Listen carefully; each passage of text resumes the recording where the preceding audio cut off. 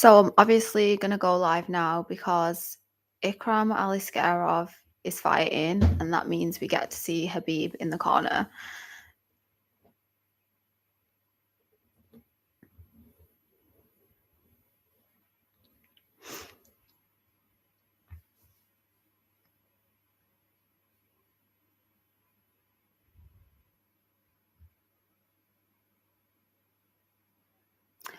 I'm really hoping Ikram Aliskerov doesn't get knocked out again. I feel like he does have a weak chin.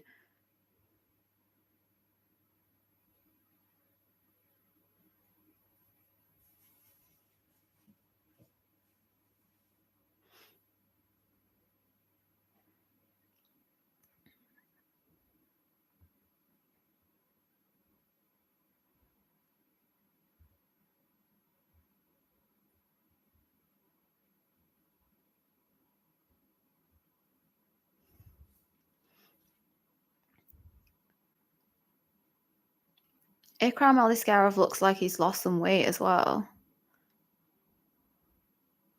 I just get so excited whenever we see Habib on TV.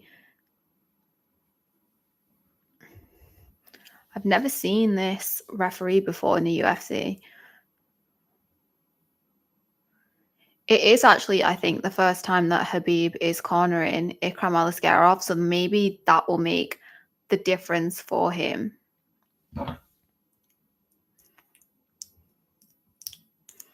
Please don't get knocked out.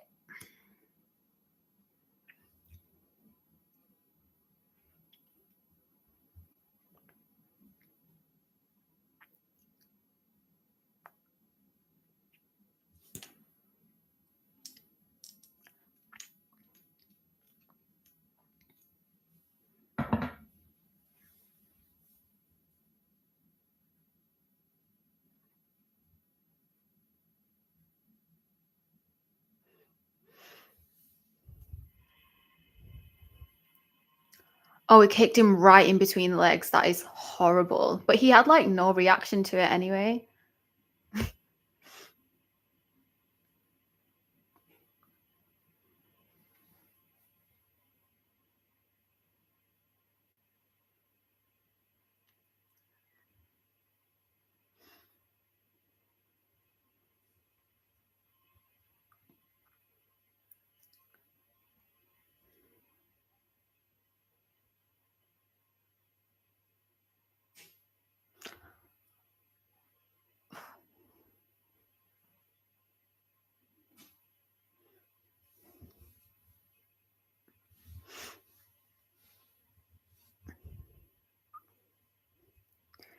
This is my first ever time live streaming a UFC event.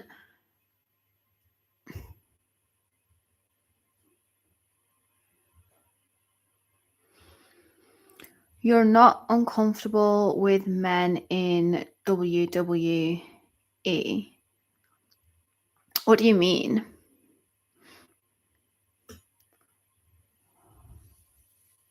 I mean, I used to really be a big fan of watching the WWE when I was a kid.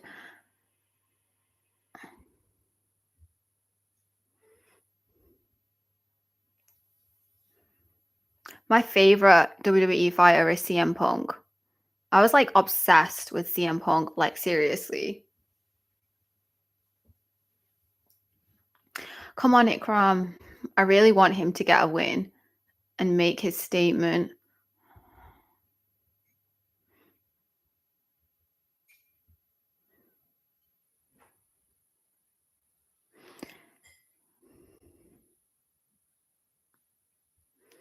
No men clothing in WWE.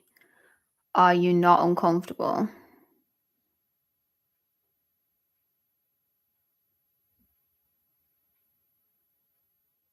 Do you mean what the wrestlers wear in WWE? I'm so sorry. I have like no idea what you're talking about. Like, do I feel uncomfortable with what WWE fighters wear in the ring? Like, what do they don't they all wear different things, or do they wear those like tight speedos most of the time? To be honest, Not really, like, never really thought about it that way. I've been watching WWE since I was a kid, and I guess I never really thought anything of it. Men only in shorts? No, not really. Doesn't Men have been dressing this way for like forever. So I guess no, I've never really thought about it that way. I just see it as like a sport, really. So no, I don't really find it uncomfortable. It doesn't really make a difference to me. I feel like women's clothing is actually way more provocative. I feel like men, they can't really be like, they can't really look. Oh, he's got a takedown. Ikram Askarov has got a takedown. He's got a minute, only a minute left of the first round. But yeah, no, I don't really feel uncomfortable with men only in shorts. I feel like women's clothing can be like way more provocative, like especially in the WWE, like they'll wear like almost bikini type outfits or like leotards that like show a lot of cleavage. So I'd say no, I don't. Sorry, that was such a long-winded answer. We will see the fight. Another takedown by Ikram Aliskerov. Come on, get his back. And his shorts are falling off.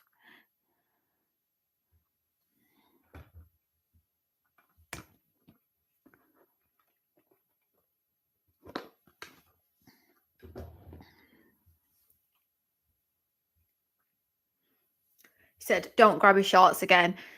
That referee is definitely from the UK. I can tell by his accent. It's like the first time we've seen him in the UFC anyway.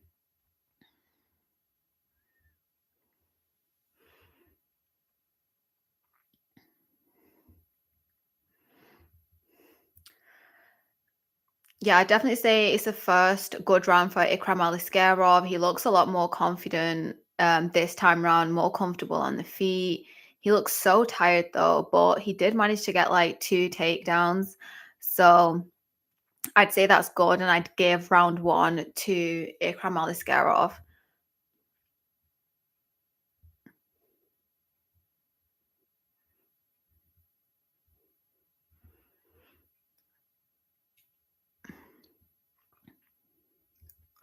It's so cool how they have the Russian translation there for what Habib is saying. So Habib is saying to him, you need to get more comfortable with the takedown and more committed to it. And he's saying to watch out for his punches as well because he's not moving his head enough. So work like a Thai boxer is the feedback for Ikram Aliskerov after round one, and he needs to be more committed to the takedown. Um, so Sharik says, no, are you comfortable with men in just shorts? Yeah, I guess so. It doesn't really make a difference to me. I just see it as men in shorts. Like, no, I don't feel uncomfortable. I am comfortable with that. It doesn't really make any difference to me. What about you? Do you feel comfortable with men in just shorts? Oh, come on, Ikram. He needs to get a win. I really do think the UFC's middleweight division is so competitive. Like, there's so many good fighters. I think it's like the hardest division, honestly. Ah.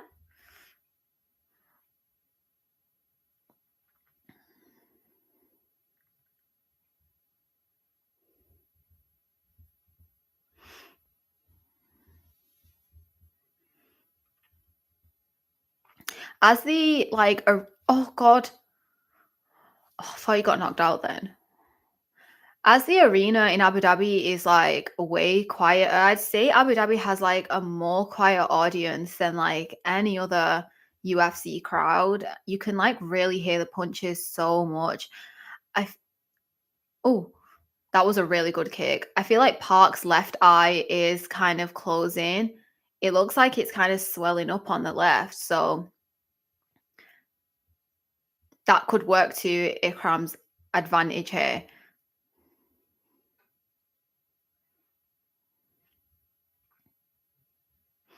Do you think men has women? Sorry, I don't understand what you're saying there.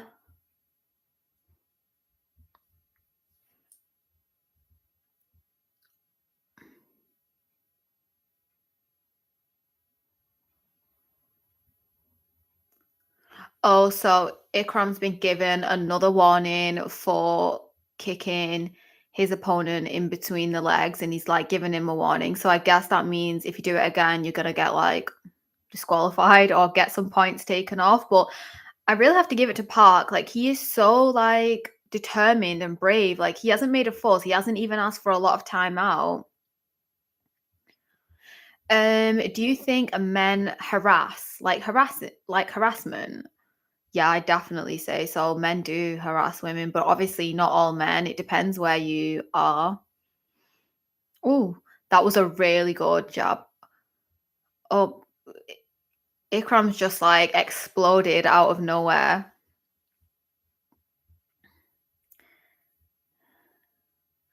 I feel like you can hear Habib's voice so clearly as well because the audience, out takedown. Yeah, and he got a really good jab there on Park. His nose is just like completely dripping with blood, and all of the blood is like pouring out right now. And it's gonna go everywhere. Honestly, that canvas is already so soaked and disgusting.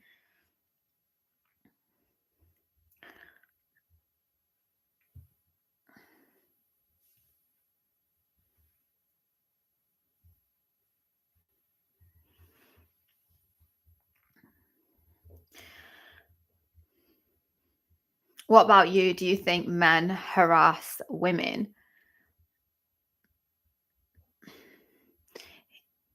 His nose is just like dripping like three separate streams of like blood there. It's so brutal. And like his blood is all over Ikram's back now as well.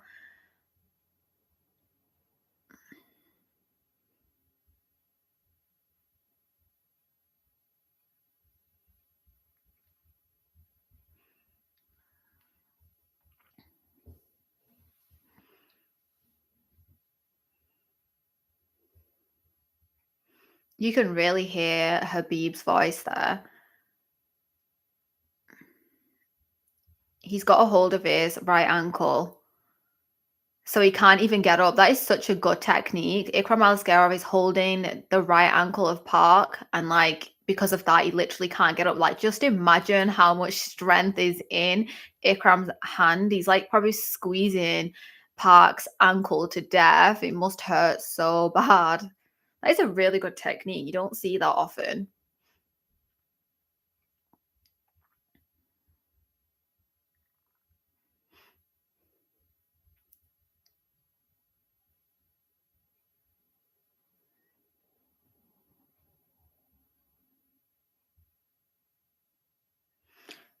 30 seconds left of round two.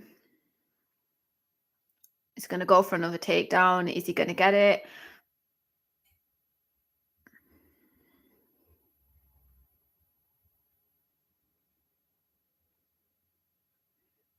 Habib is just screaming his head off.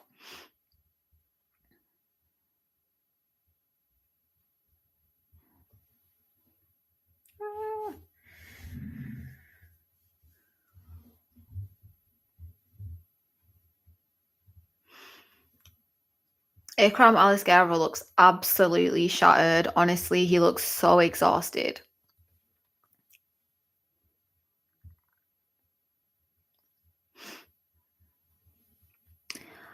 Which cricket or footballer do you like? I'll have a think.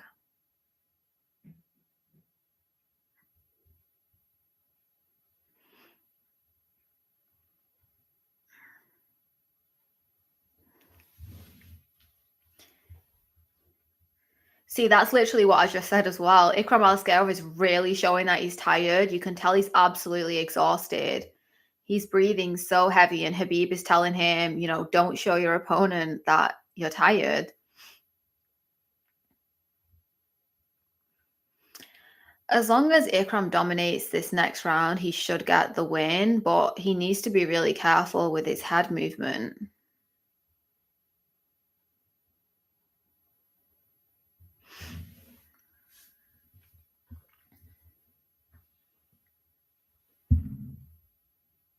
I could literally be Habib's assistant coach here.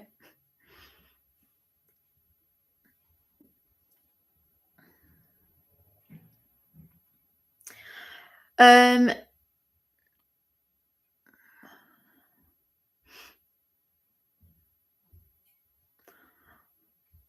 Ikram needs to be really careful here.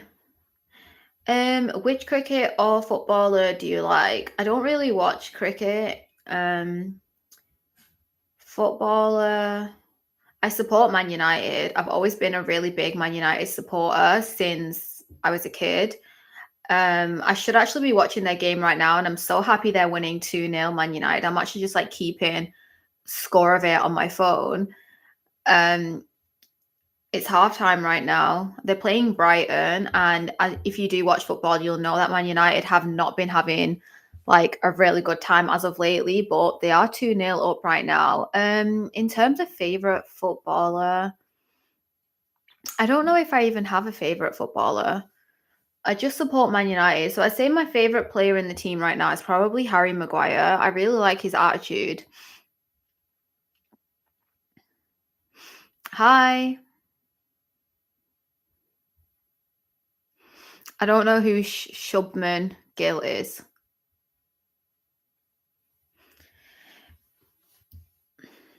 So Ikram's got Parks back now. Oh.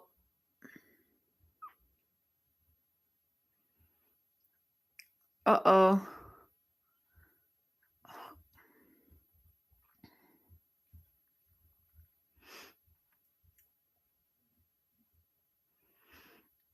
Habib really makes me want to learn Russian just so I can know exactly what he's saying. Oh,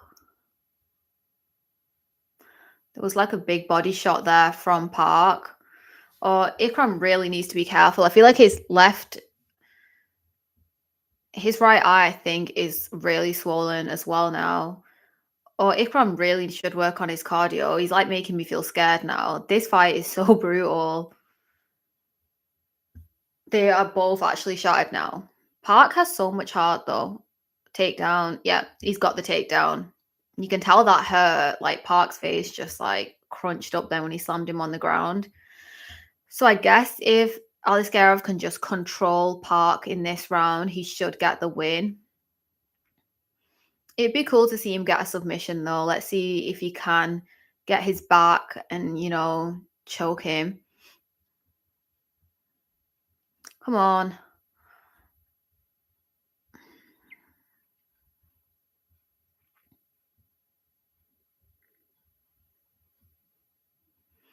Does anyone understand Russian? What does fastily mean?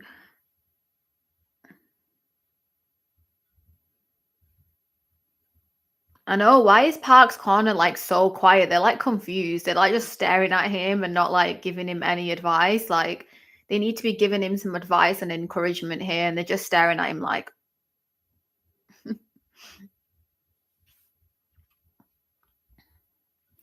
come on, Aliskerov, you need a submission win. You need to make a statement here.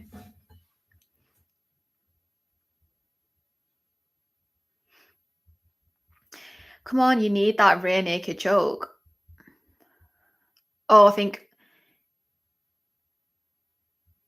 1 minute left.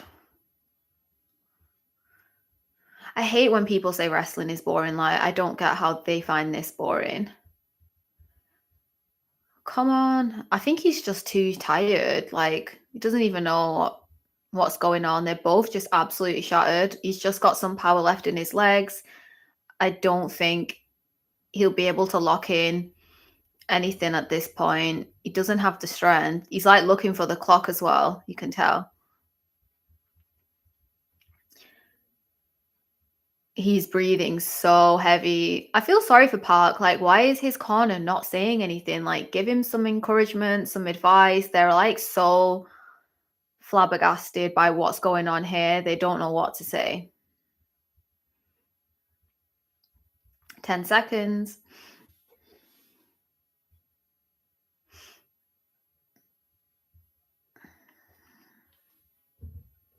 Yeah, Ikram Aliskerov definitely won that. I bet he is so glad that it's over, but I think Ikram has got a lot of work to do.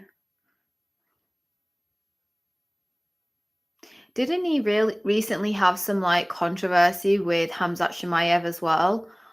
Because I know Hamzat Chimaev has knocked out Ikram Aliskerov in the past, and I remember him saying something like he felt really bad about knocking out Ikram Aliskerov because he's from Dagestan and like Dagestan and Chechnyians get on.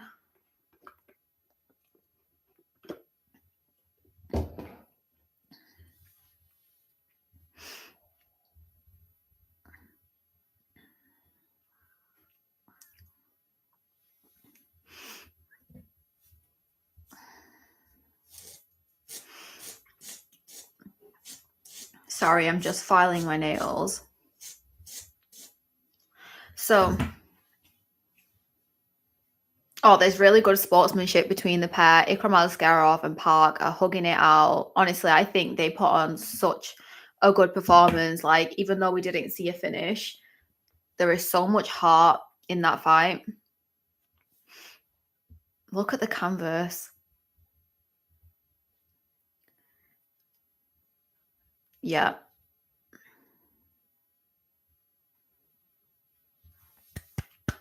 Well done, Ikram Aliskerov. I'm really glad he got the win there, because I feel like if he didn't get the win, everyone would have just been like laughing at him and saying that another fighter from Dagestan got fraud checked and all of that rubbish. Ikram Aliskerov doesn't seem that happy though. Like, he looks so shattered. He just wanted to like get straight out the octagon, and Habib's like, no, wait, let's get a picture together.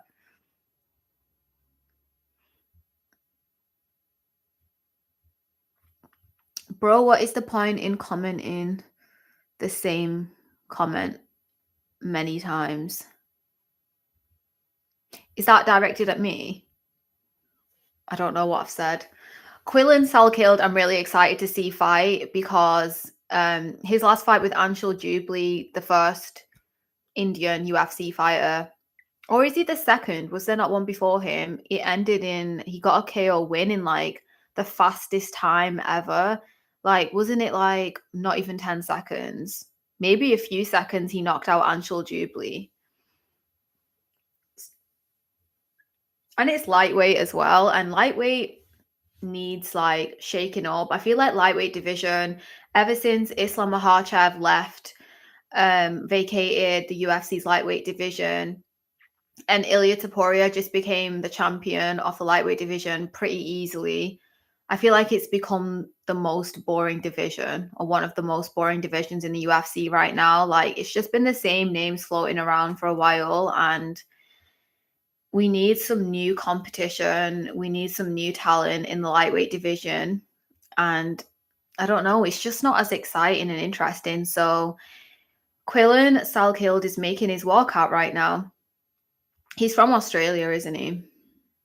Australia really does seem to have some good MMA talent, but they don't have wrestling. As Islam Makhachev once said, Australia don't have wrestling. Yeah, he's from Perth.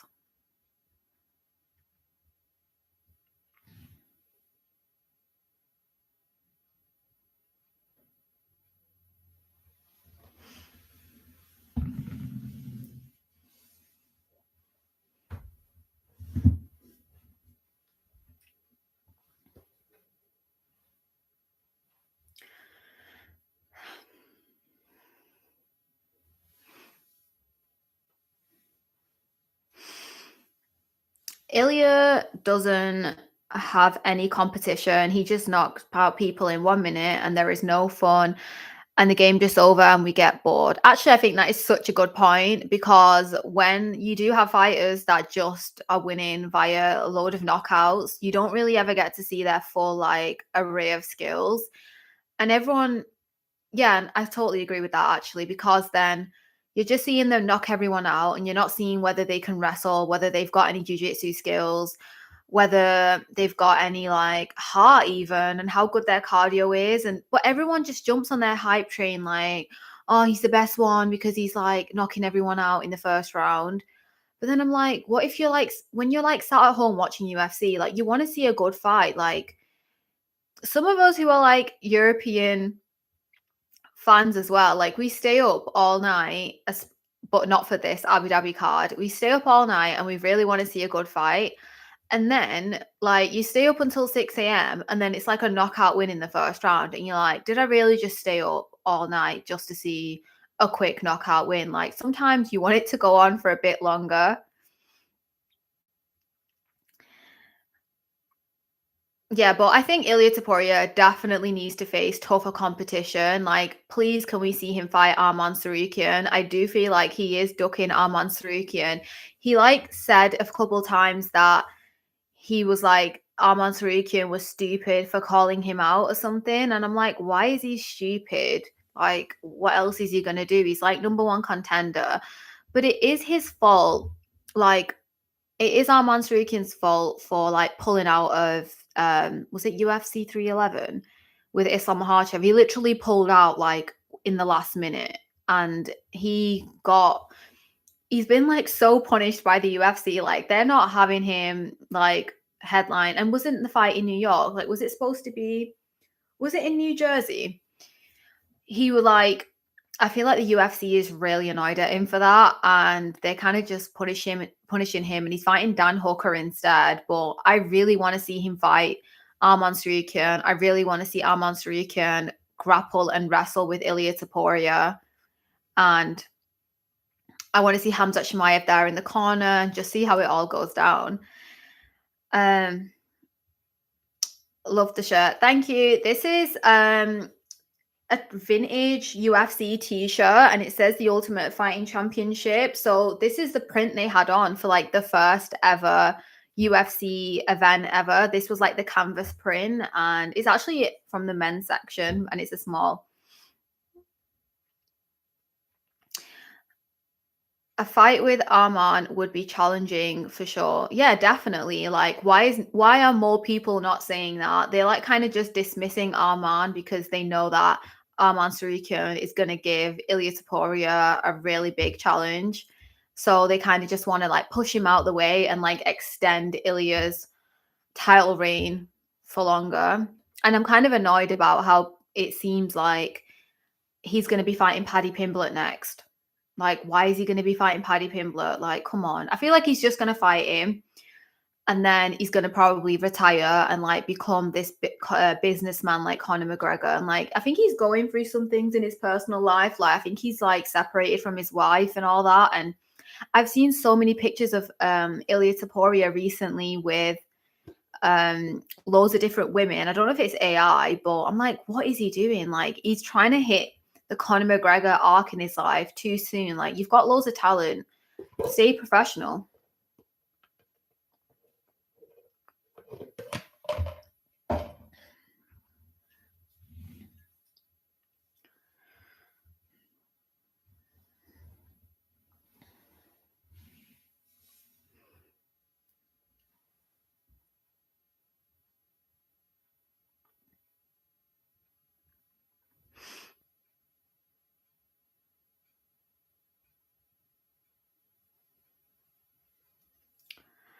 Thank you. Oh, the fight started with Quill and Sal killed. So I think he's already missed that window to beat. Oh shit. Oh, excuse my language. I thought he was gonna get knocked out then. So yeah, he's already missed the window to beat his last record with Anshul Jubilee. Where is Hak Parast from?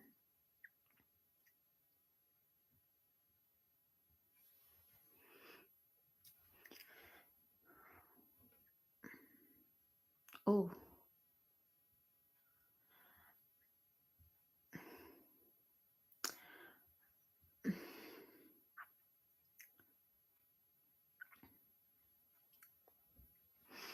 Nice mic. Thank you. This is a Yeti mic. I actually have so many different mics, and for my videos I use like I've started using like a handheld mic as I just find it more natural. This one I feel like you have to keep coming closer for. Who's going to win this? I don't know. I think Sal Killed will win in the second round, but I don't know. I'm not that great at predictions. The last card I predicted for was UFC 304, and I actually got so many of them right. I was like the only person who said Bilal Muhammad was going to win and beat Leon Edwards, and nobody listened to me. And since then, I just stopped making predictions.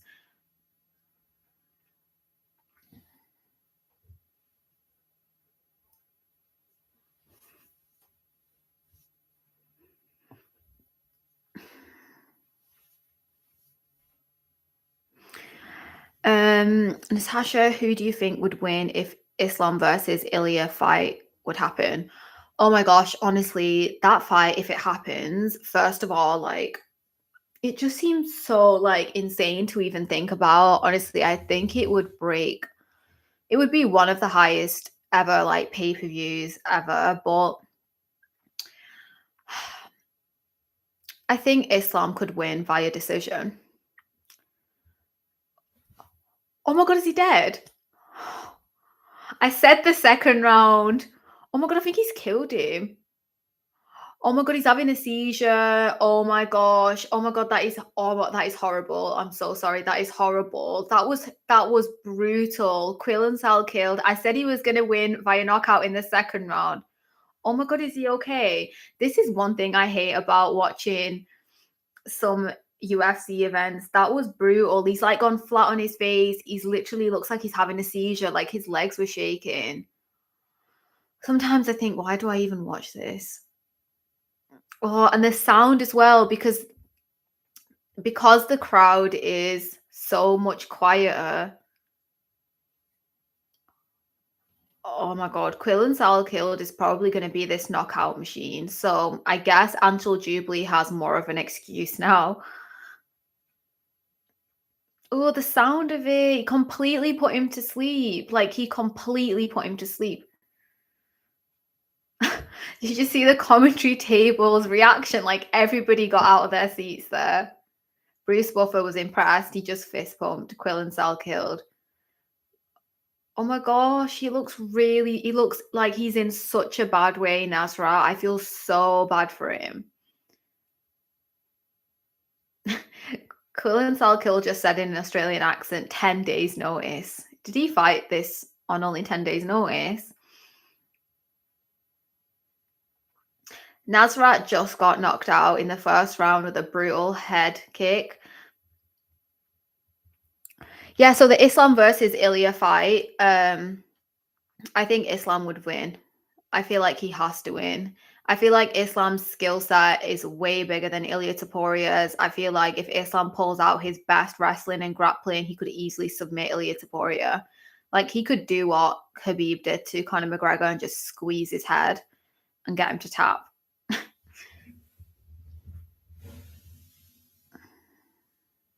Ilya is a short guy for Islam. Yeah, true. He is another short guy for Islam. Oof.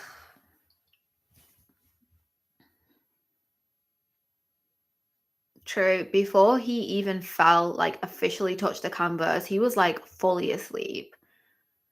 That was horrible. I don't think he's even got up. He's still on the canvas. That is so dangerous. Oh my gosh, everybody looks really concerned right now. This is really bad. They've literally got the ambulance. I'm pretty sure that's like the ambulance, like the paramedics in the canvas, like on the canvas in the octagon.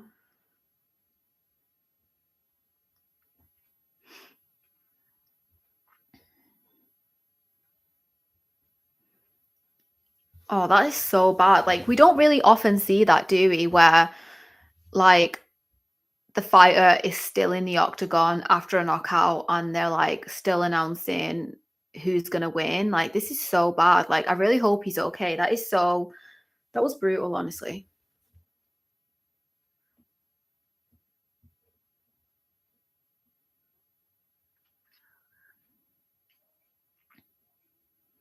Well done, Quill and Sal killed. I hope I'm pronouncing that right. Is the Q silent? No, it's not.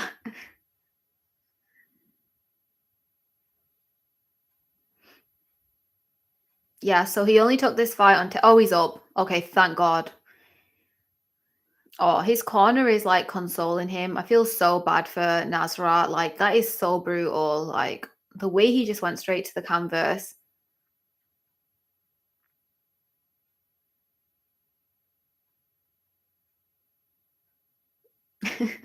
Quillen Salkill just said he deserves a bonus. I agree, I think he definitely will get the bonus. Natasha, I wish I could watch your live video right now, but I have to go to college. I would really appreciate it if you went live for every UFC pay-per-view. I will definitely try to go live for more UFC pay-per-views. The only thing, honestly, that stops me a lot is honestly the timing because I'm in the UK. Most of the UFC events are like beginning at 1 a.m. UK time, and oh, they keep showing all the replays. It's horrible. He like wiped his hands clean after that.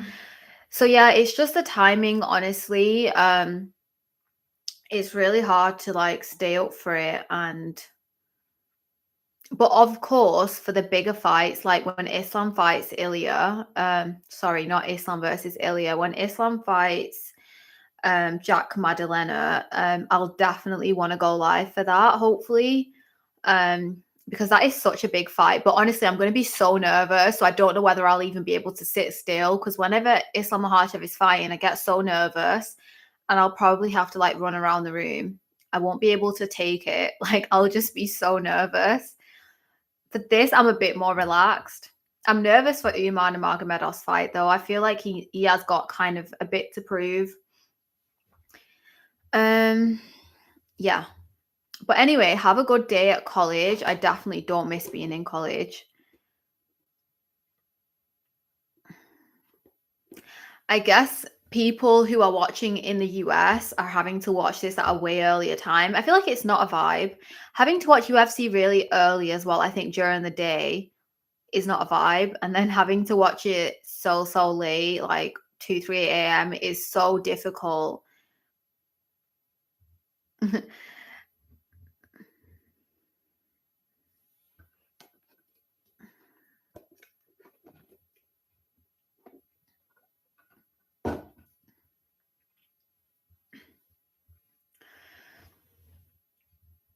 But at least US fans are not having to watch this at like 3 a.m. I guess they always win when it comes to UFC pay-per-view timings. Like they always get to watch the fight at the best time. I bet all US fans like they just get so lucky with this. So they're on like a break now. Where is everybody watching from? I'm watching Michael Bisping right now in the pub having a beer. I love Michael Bisping. He's so funny. I think he is so inspirational as well. Like everything with his eye and like his career. He was so cool. He does really good interviews as well. I love the way his interview style is so cool and relaxed, and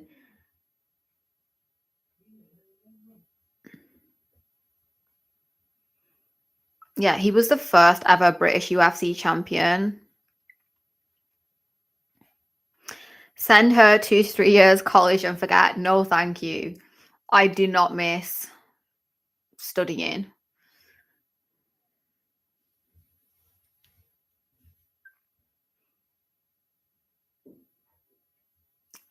They're showing the replay of Sergey Pavlovich versus Tom Aspinall, and I was still so shocked at that because Sergey Pavlovich was just on this like huge knockout spree in the UFC, and then Tom Aspinall just ended it all.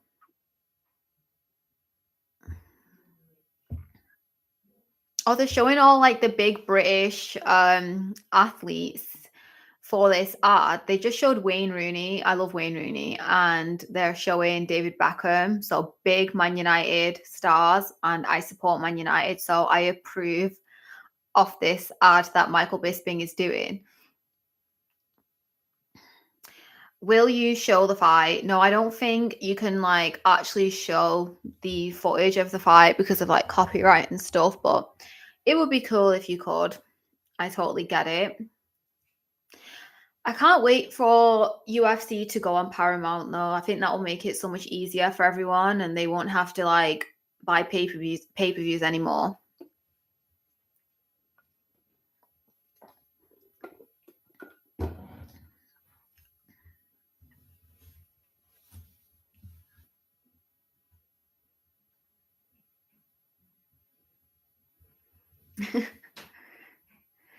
Michael Bisping just said a lot of these British athletes have been knighted, like they've got their MBE. So anyone who isn't British or isn't from the UK and doesn't know what that means. So if you do like a big thing for society and for the country in general, you can get like an award of honor by the royal family, which is like an MBE.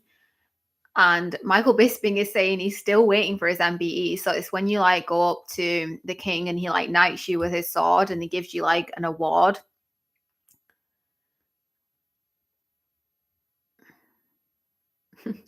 That is such a funny yard.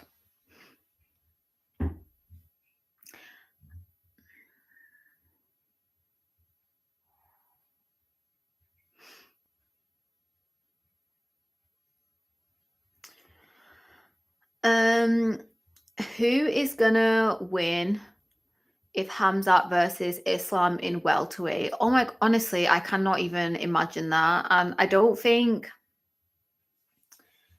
I don't know what, in my head, I can just imagine because Hamzat is so much longer. I can just imagine him like wrapping his entire body around Islam and like Islam having to deal with that. I don't think Hamzat would ever go down to welterweight anyway, again. I'd say I'm a bigger Islam Makhachev fan anyway, so I'd have to say Islam.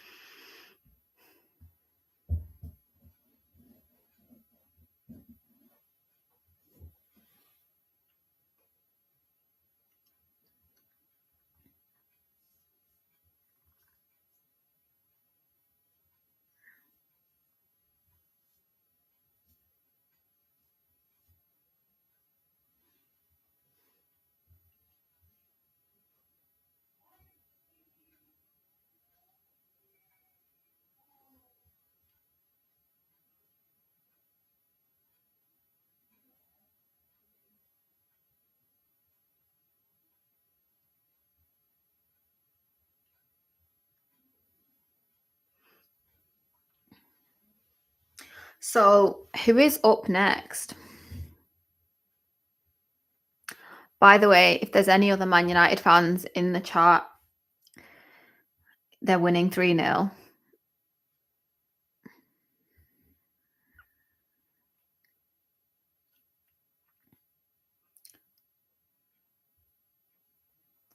So we've got Alexander Rakic versus Azamat Mirzakhanov.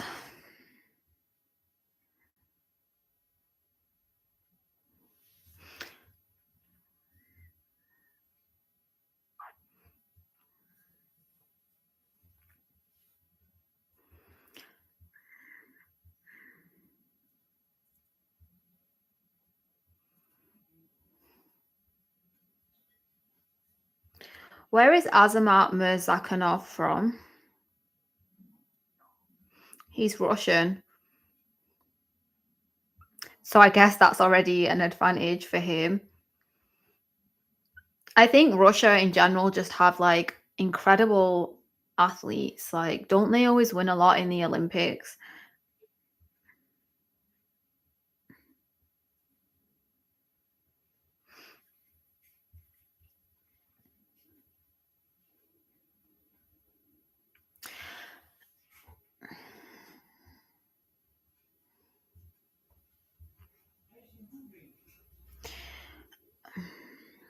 I think Islam versus Shavkat fight is very exciting.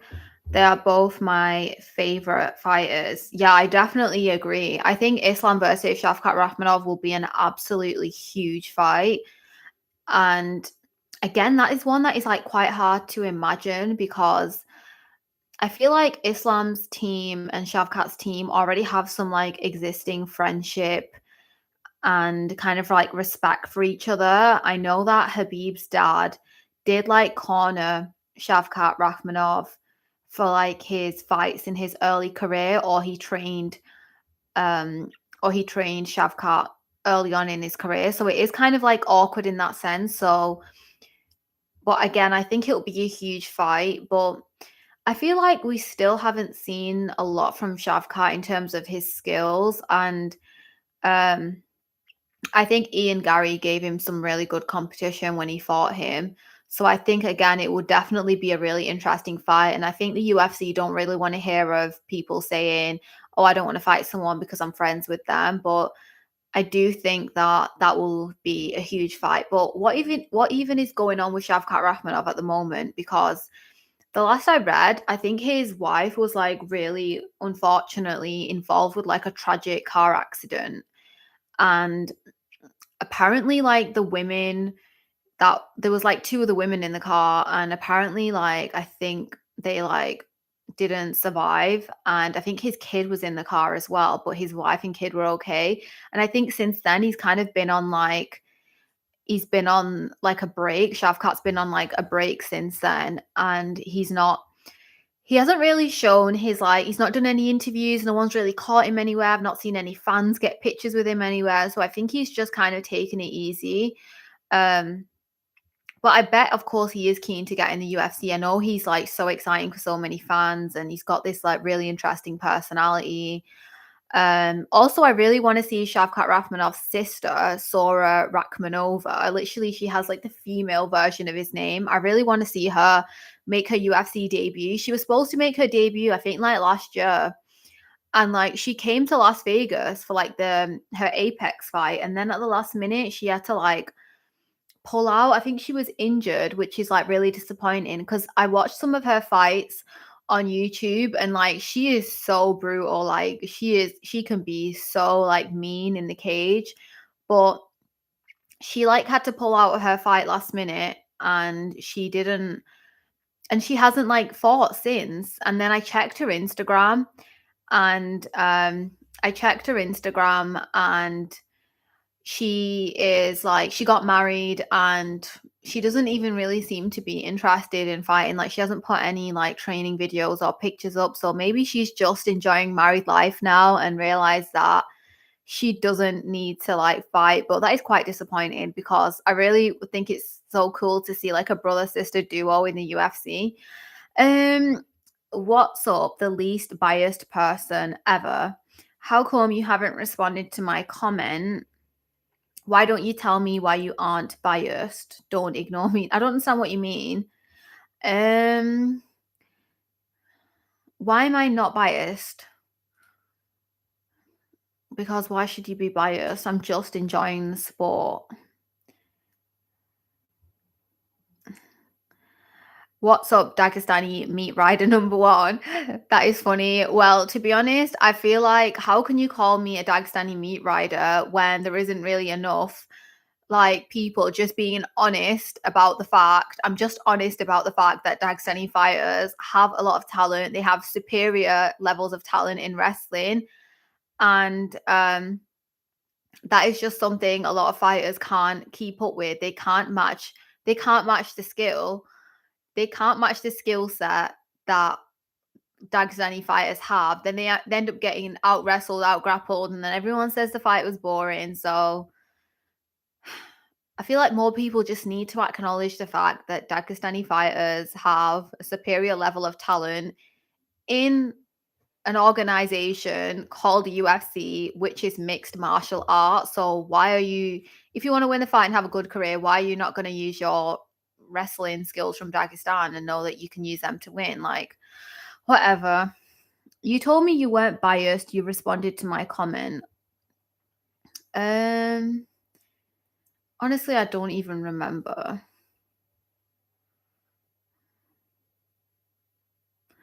I don't even remember. I've had so many comments recently. Like I said, I just think that not enough people are just telling the truth about the fact that Dagestani fighters have a superior skill set.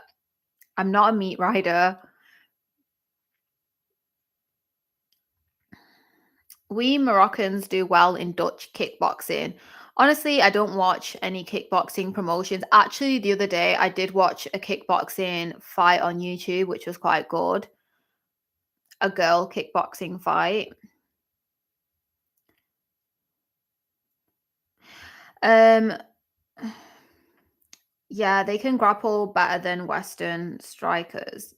Yeah, 100%. They just like in their like country, in their towns, like wrestling is like a skill that a lot of people just have. It's just something they do.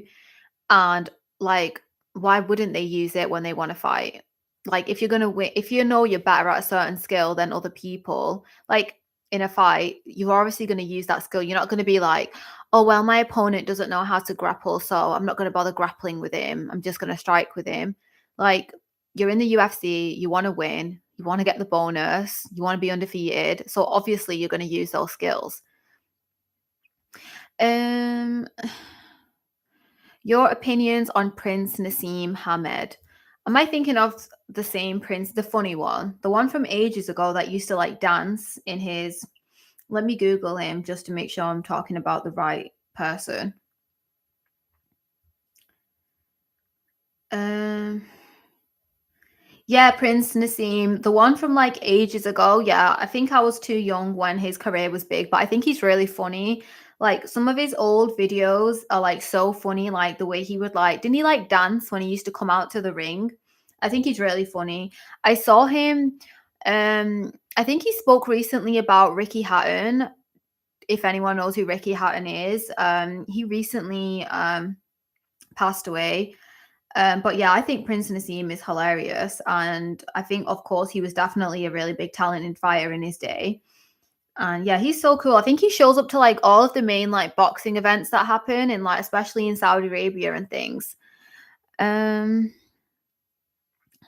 so yeah, Prince Nassim is really cool. He's from the UK as well. He's from Sheffield. Definitely, yeah, an iconic fighter for sure.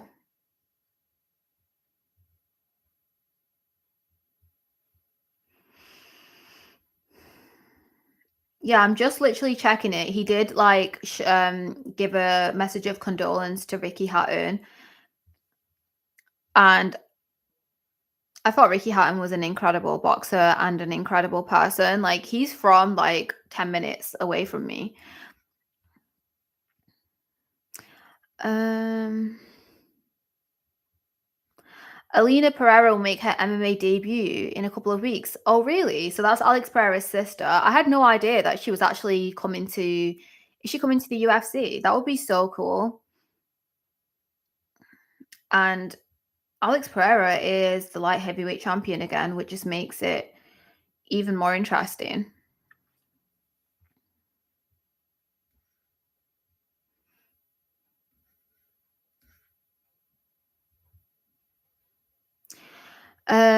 What's your thoughts on Hamza Shiraz? Um, to be honest, I'm not sure. I think I think I know who you're talking about, but to be honest, I haven't been paying much attention to boxing recently. I'm not as a big boxing fan as I am with like MMA and UFC.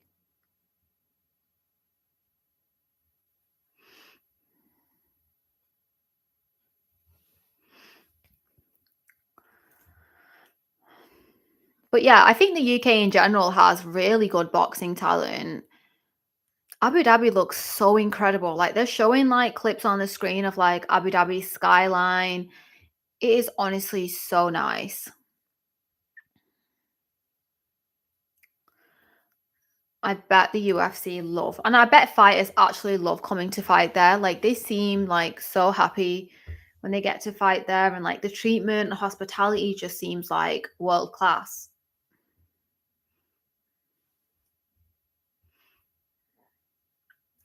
But yeah, like I said, I think the UK has really good boxing talent. There's so many young fighters coming out of the UK that are really doing well. And like all the fights happen in Saudi Arabia as well, don't they? So I do tune in for ones where I can, but there's so many titles in boxing. I feel like that kind of takes away from the excitement. Like WBC and LBC, like what does it all even mean sometimes? Like everyone's been a champion in something. I feel like it takes away the excitement, but I love Tyson Fury. He's like my favorite boxer. I think he's hilarious.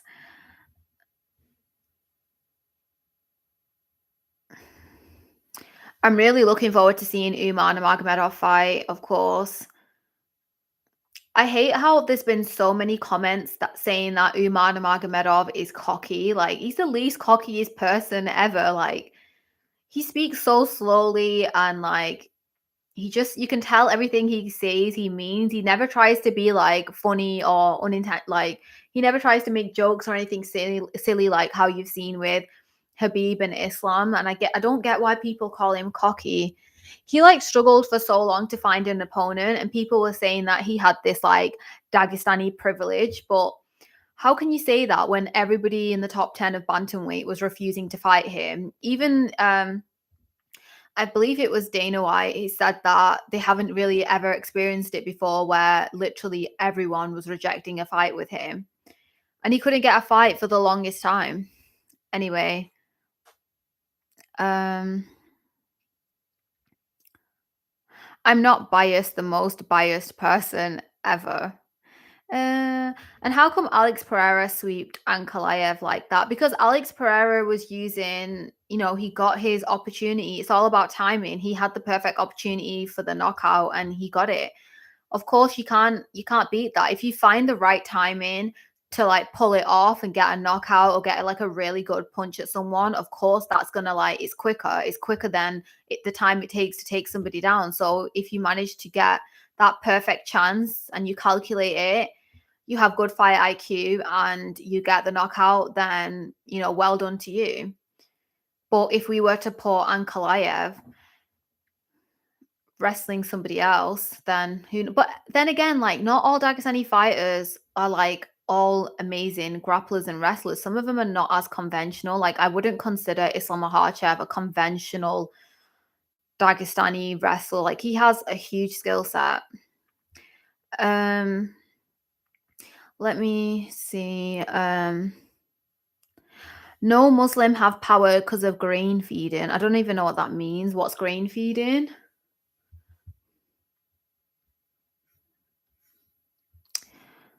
Um, so welcome to the stream if you've just joined.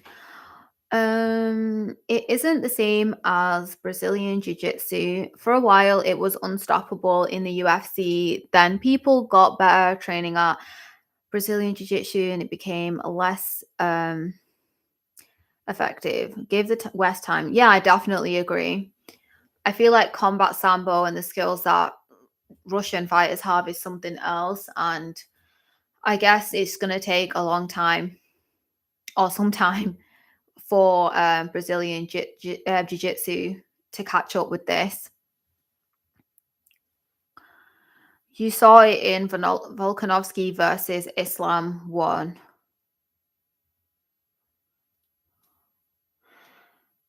Yeah, I get the first fight with Islam Makhachev, but the way that everybody keeps saying that Volkanovski won that fight, like I really don't see it. Like just because Volkanovski ended that fight in the dominant position, everyone's saying that he won, but I've rewatched it like 3, 4 times. He did not win that fight. And also the ridiculous timings that they have with the hydration when they fight in Australia. Like they fight at 6 a.m. in Australia. And I think that definitely affected Islam a lot in that fight. You could tell he wasn't himself. But I think Volk did an incredible job in that fight. But I still think Islam was a clear winner. Um,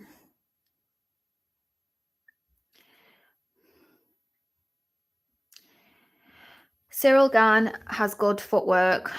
It's difficult on Aspinall to finish. Yeah, I agree with that.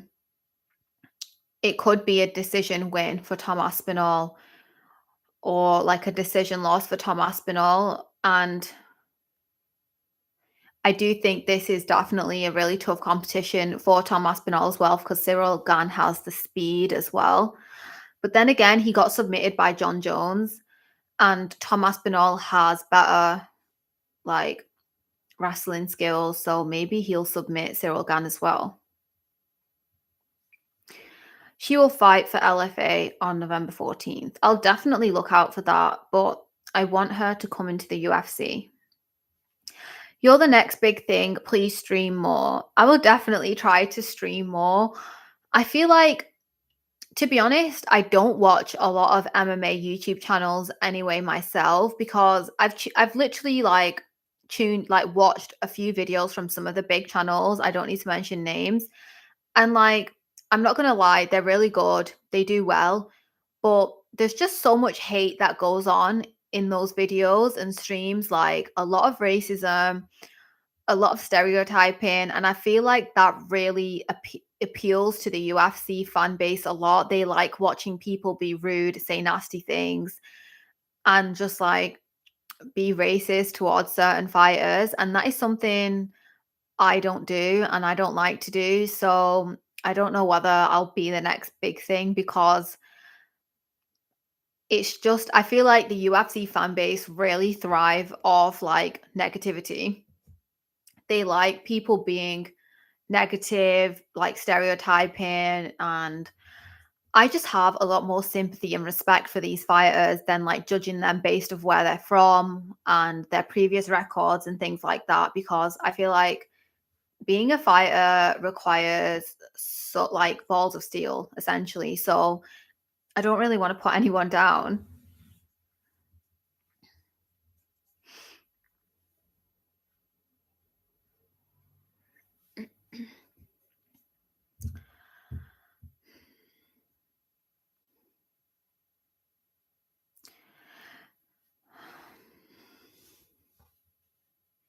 Who do you think has worse eyes, Bilal or Shara?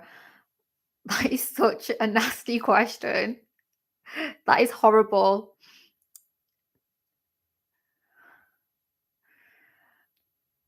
That is so mean. See, I'm just not one of those people that can just be nasty to fighters. And I feel like Bilal deserves so much more respect. Like I said earlier in this stream, I was like one of the only people that said Bilal Muhammad was going to win the fight against Leon Edwards at UFC 304. I think it was 304 in Manchester. And everyone was like, Leon Edwards gonna like do that headshot, cringy headshot dead thing. And I'm like, how is he gonna? Like, Bilal has been working on his wrestling skills so much. He was training with Habib. He was training like some of the best wrestlers from Russia. And I knew he was gonna pull on, like he was going to pull out a wrestling masterclass out the bag in Manchester. And that's exactly what he did. He was literally throwing Leon Edwards around the cage everywhere. He literally threw him on his head, on his back. And Leon Edwards just looked so shattered. He was like rolling his eyes, and he won that fight. I don't know what happened. Um, to be brutally honest, I didn't stay up. I couldn't stay up for his fight against Jack Maddalena, and sorry if I'm pronouncing that. Is it Maddalena or Maddalena? I didn't stay up for that one, but I was really like disappointed to learn that he lost that fight, because I feel like he just completely went against his he just chose the wrong game plan. Like he should have done the same thing he did with Leon Edwards and just grappled the hell out of him and threw him on his head, and he would have still had the title. And then maybe we would have seen Islam versus Ilya Taporia instead. But I'm sure Ilya Taporia would have found a way to get the UFC not to make him fight Islam. Um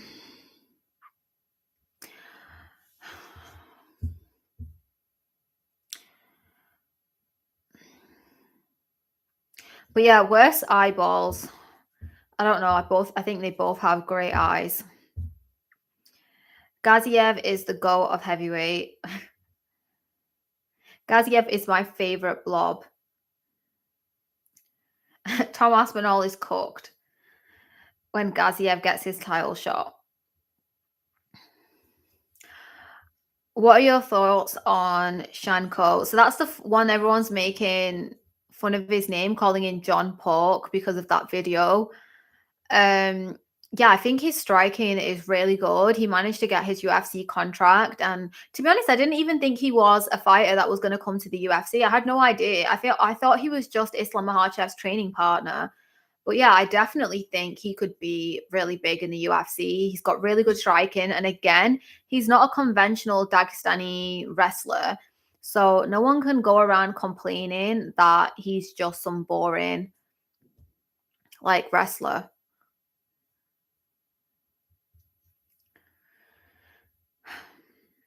Islam is getting that second belt next month. I really hope so. Honestly, just thinking about it is making me nervous. Like, he has to win. I feel like is Islam Makhachev 33 now? I feel like he's gonna retire soon. I feel like by 35 he'll retire. Yeah, I really do hope that he gets his belt. I feel like it's gonna be a brutal 5-round fight that Islam's gonna win via decision though. It always just seems to go that way. When it's like one of Islam's really highly anticipated fights, I do think the pressure kind of gets to him more than he lets on. And it ends up being like a 5-round horrific struggle.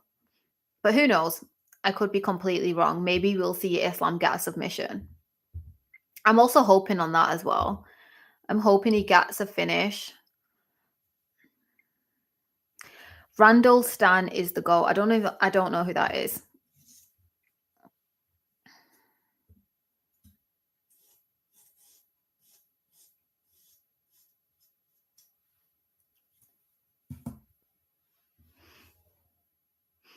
What kind of music does Rakic have? It sounds like some chant, like a choir song.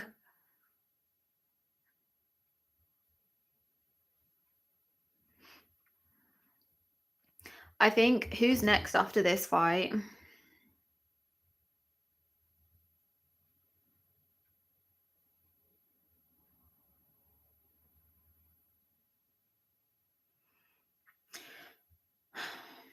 So Asmat Murzakanov is undefeated.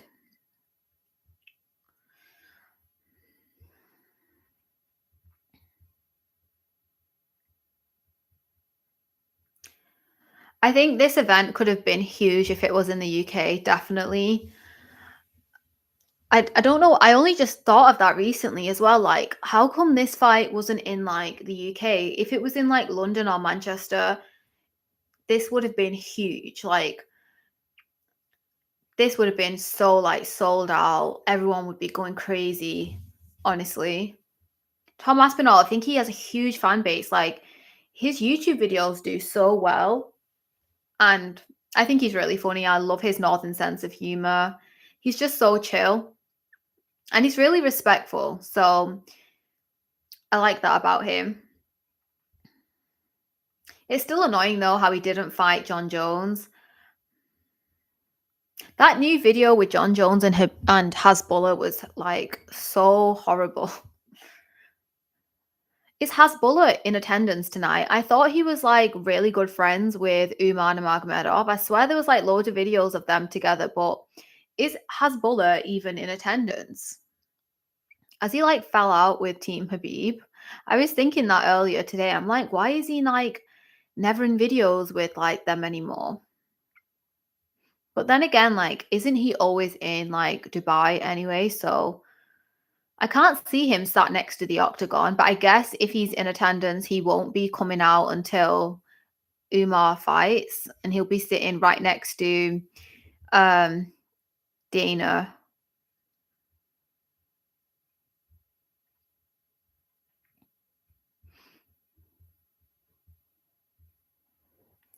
I predict Tom finishing Ciryl Gane in the first round. Honestly, I do think it could happen. I do see that happening as well. Just for like dramatic effect. I think he could like he's gonna do that thing as well, isn't he? Like when he puts his like hand on like the other guy's shoulder and he like measures distance. So yeah, I do see that happening.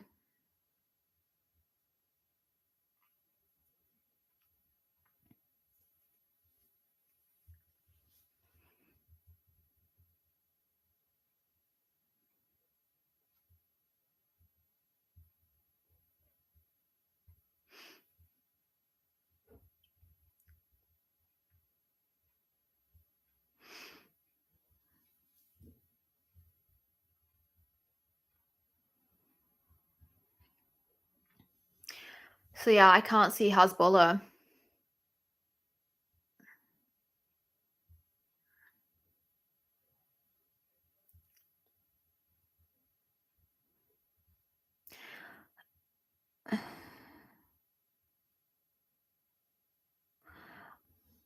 Please check out Kyrgyzstan's Akbar Abdullayev. I've heard that name.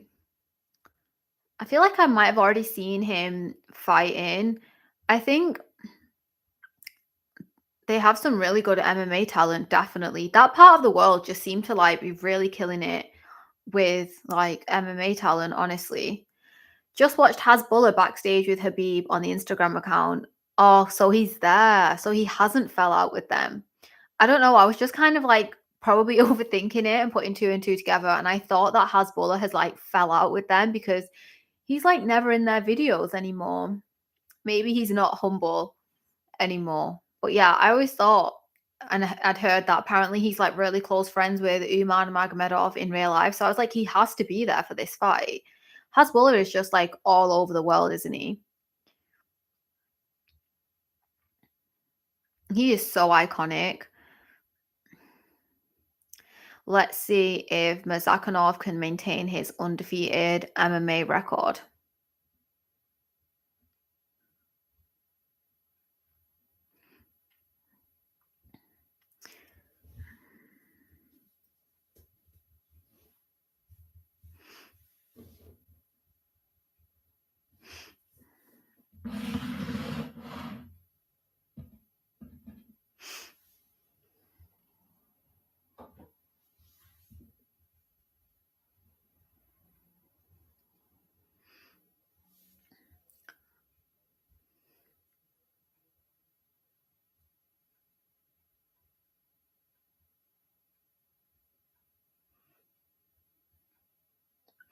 It's interesting how some fighters can have completely different body types in the UFC as well.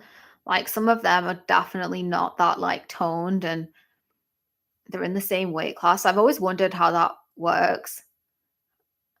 Oh, he's got his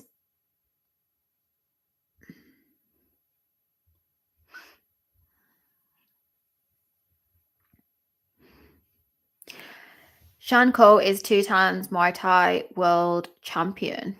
Yeah, that's it. That's what Islam Makhachev said in that video when he was training with Mighty Mouse.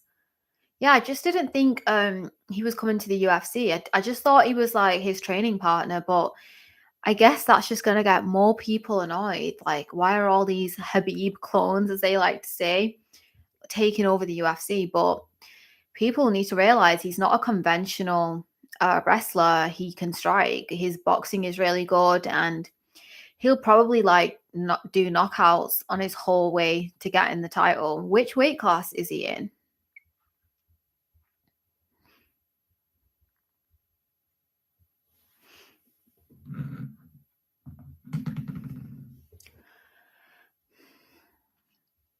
I wonder what time everybody is watching this fight at.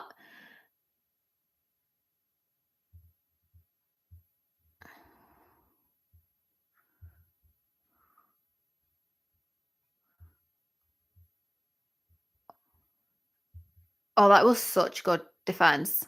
That was such a good defense from Murzakanov. That was really good. That was such good skill. Like, I like how he can stay calm in that situation and like figure out what to do. Shanko is lightweight. He doesn't look like a lightweight. I feel like a lot of them start with that division, don't they? And have that eventual goal to like move to welterweight. Oh, I swear I was gonna say that he was gonna get a first round knockout. I literally just didn't get a chance to say it. I swear I was gonna say it. I swear I was gonna oh, what's that all about? Why did he say that? Why did he say "let's go" in his face? Do they them 2 not like each other? Why what was all that about? I swear I was gonna say it was a first round knockout and it ended up being that. So he's undefeated still on the chin. Yeah, he is so powerful.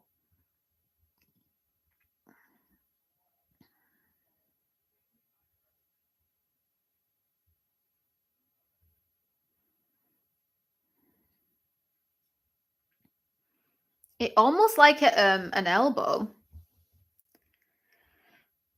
Yeah, it kind of seemed like an elbow, like a mix of like a jab and an elbow, honestly.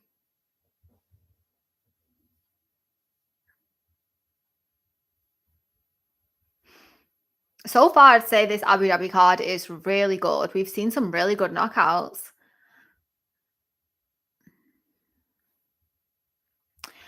Um, what made you decide to live stream this pay-per-view? Honestly, it had to be the timing because the Abu Dhabi cards take place at perfect timing for European or UK UFC fans.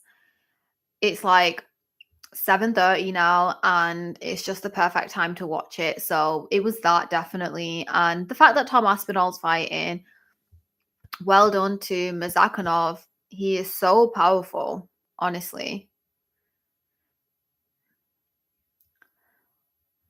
So yeah, it just had to be the timing. I feel like because the timing is good, Abu Dhabi cards have the best timing for European fans. We get to watch them in the evening. By 10:30, 11, the whole event will be over. So like you can like go to sleep at a normal time. That's one reason. Also, I definitely wanted to watch Umar Nurmagomedov. I really want to see him win and prove himself. I feel like he's getting so much unnecessary hate. I would love to see him get like a knockout win today, like as he did in his earlier fights, like when he used to fight at the Apex. Um, Also Tom Aspinall, I think he's really cool. He normally gets the knockout. So yeah, I like Tom Aspinall. I think he's a really good fighter. I think he's got a great personality. So yeah, I just wanted to see that. But yeah, the main reason is it's perfect timing.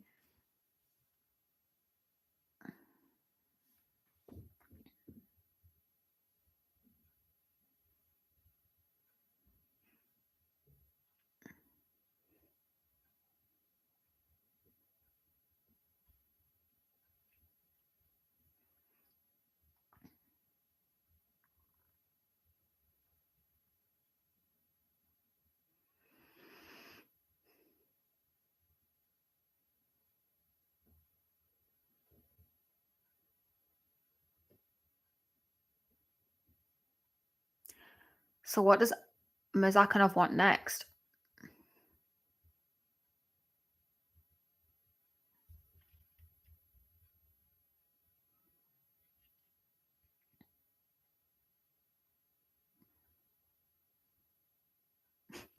That took so much time. He's quite cool. He doesn't really talk a lot. Azamat Zakhanov is just one of those like really straight to the point people. He's just gonna say how it is and that's it. But I wonder why he had that bit of a spat with his opponent. Azamat is like Fedor Emelianenko. Yeah, true. Oh my gosh, what's his name? What's that guy? They just showed him on the screen. The one who does that show. There's loads of famous people in attendance. I forgot his name. He does like the Family Fortune show in the US. Right. Am I the only person that thinks that Alexander Volkov looks exactly like Paddy Pimblett? Like, I swear he looks exactly like him. They literally have the same face. And he's even got the Paddy Pimblett braids. Like, he really looks like him. Does anybody else think that? He really looks like him.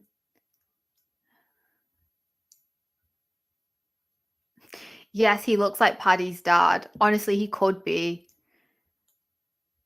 They could even be brothers.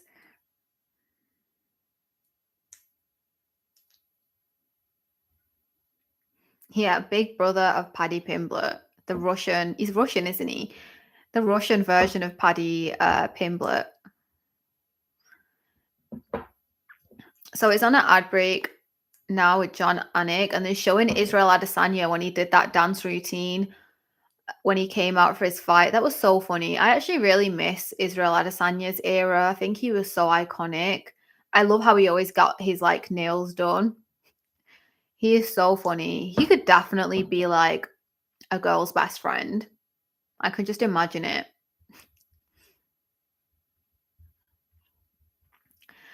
But yeah, why was this card not in the UK? I honestly think they could have like completely sold out a venue in Manchester or London. The whole city would have gone crazy for this. Like Tom Aspinall has such a big following. He gets so much support on his like YouTube channel. Like I don't get why. They really should have taken that opportunity.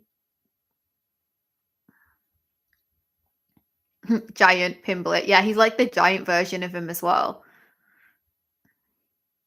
Has anyone been to Abu Dhabi before?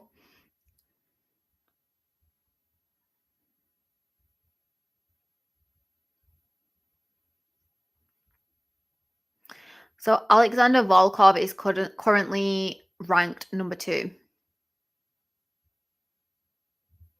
God, he has so many fights.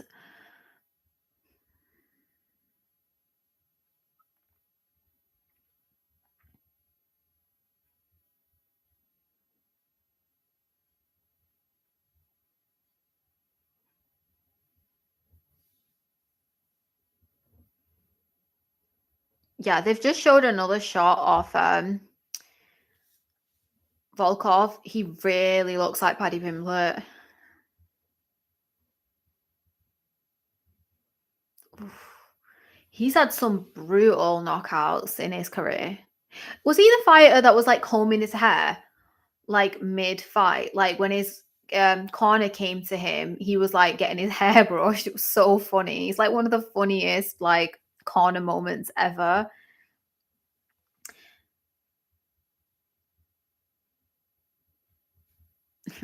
He really does look like him. They call him Drago as his nickname.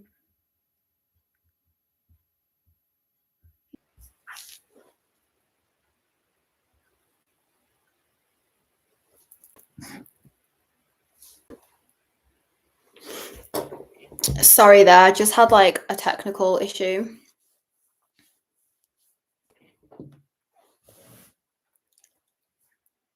Sorry, this is literally my first time ever live streaming. And of course, you're going to have technical issues. So I'm just going to be real about that.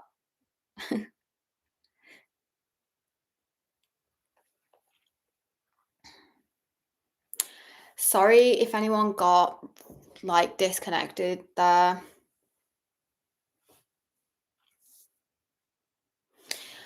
Um,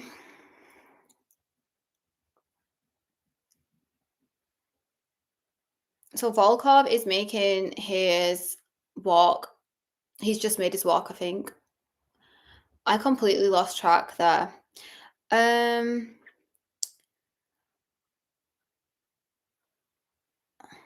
Almeida is getting his Vaseline on.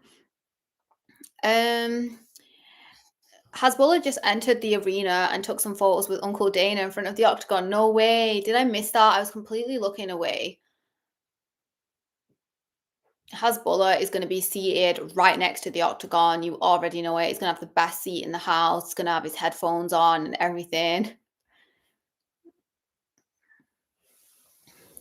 What even happened? What was that man called? The one who was like Hasbulla's like arch nemesis. He was like, what was he called? Like, was it Abdul Razik? Like, what happened to them? Like, that's how Hasbullah got famous, didn't he? Like, they both had that little spat in like Russian, and like What even happened to all that? But I swear I saw a video of is it Abdu Rozik? Is that his name? He's like, I swear he got taller. Like he's not the same. So like he couldn't even fight with Hasbulla anymore, I'd guess. I'd say. Volkov is making his walk to the octagon. He's so tall, and honestly, I know I can't stop saying it, but he really does look like Paddy Pimblett.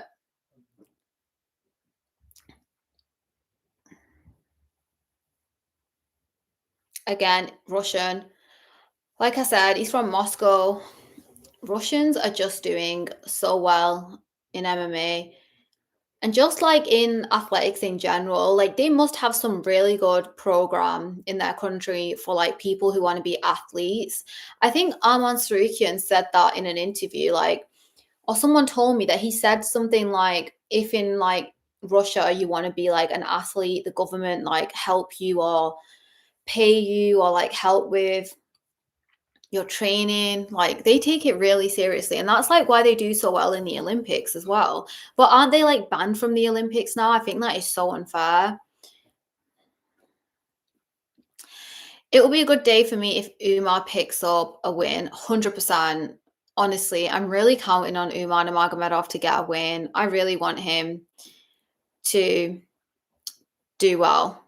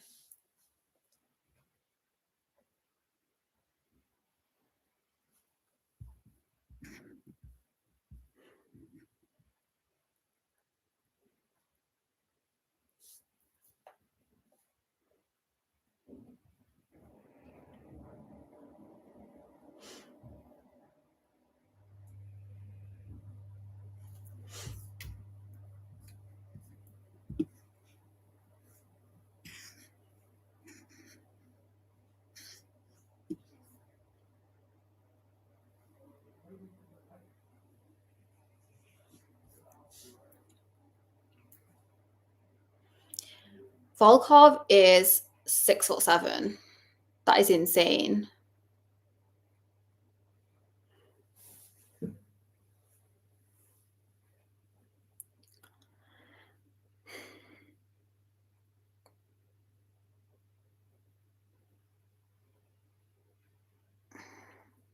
How was my day? My day was good.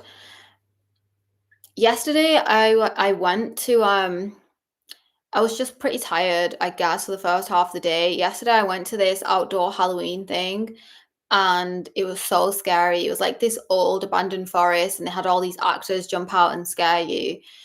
And they had all this like smoke, like outdoor smoke machines. Like, honestly, it was insane. And that kind of made me like wake up with a really bad sore throat, like from all the screaming I did yesterday. But I'm glad. I really wanted to like just pull the energy out of somewhere to do the live stream today. How was your day? Hasbulla ain't letting John Jones visit anymore.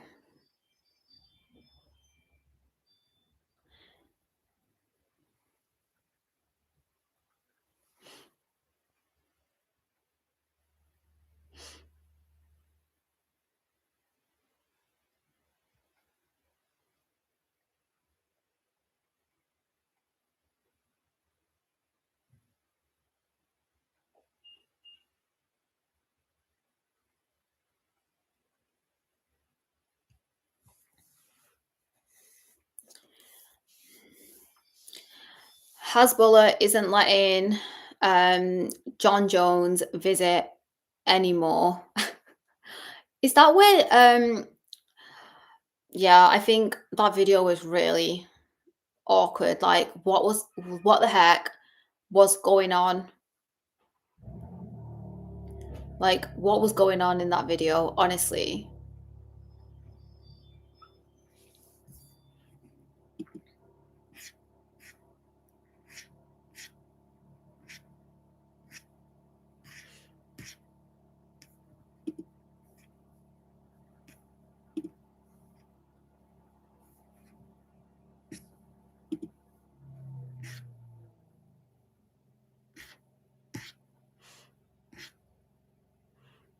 The referee is saying, watch the back of the head.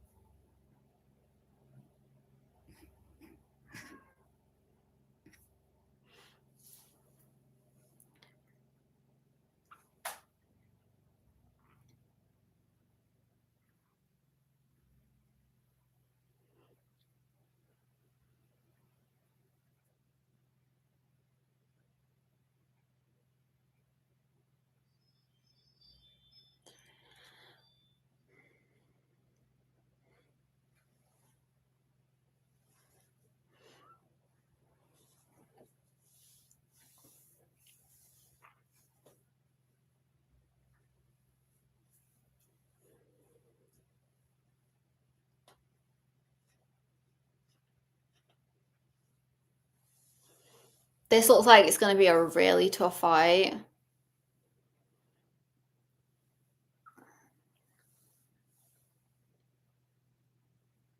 Imagine the amount of energy that gets drained out of you when someone that heavy is on top of you. I think people really fail to realize that.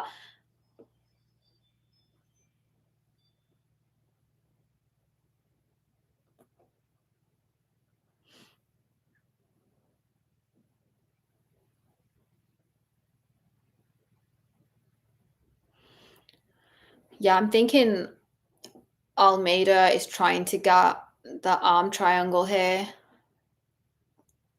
that like Islam did on Charles Oliveira.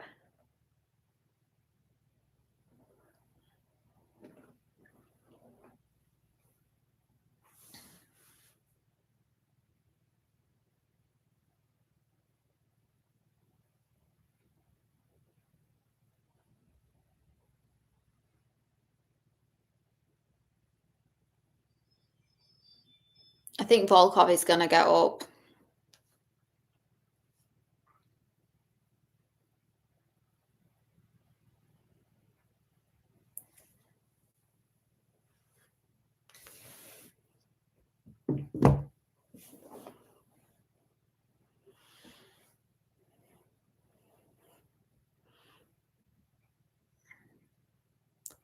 Ooh, he's getting some really big elbows to Almeida's head here. I knew this was going to happen. Oh.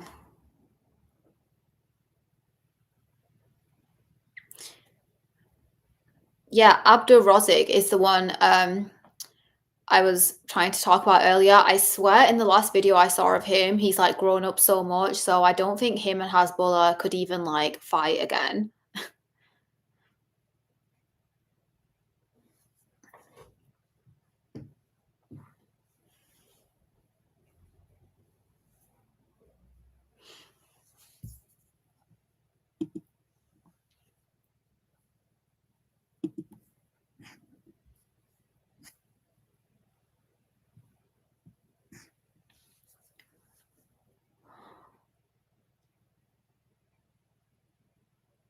Volkov has got like the biggest and longest legs ever.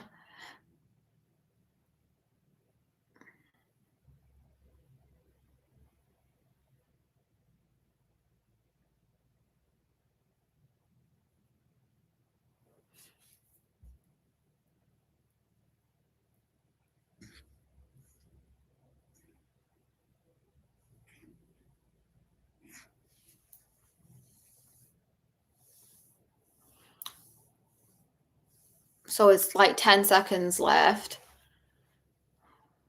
Volkov is just like pummeling the side of Almeida's face.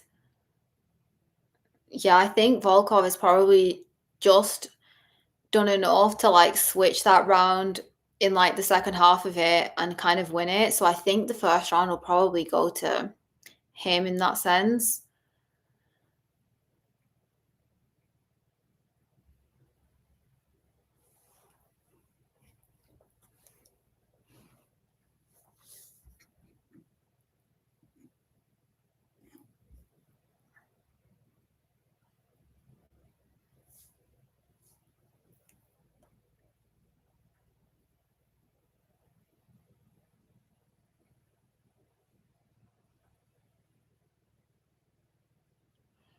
Has anyone tried that drip water?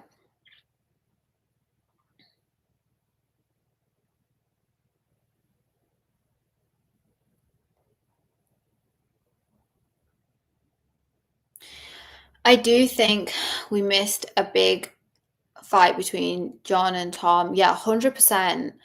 Like, what kind of like anticipation? There was so much anticipation for that. And like, John Jones was like pretty clear though, in like all of his interviews that he did. He was like saying that, yeah, I'm not fighting Tom. Like, why should I? And like, he was kind of clear as well, like saying that he didn't want to ruin his legacy. And I guess that was kind of, oh, he's got his leg again. He's got him down.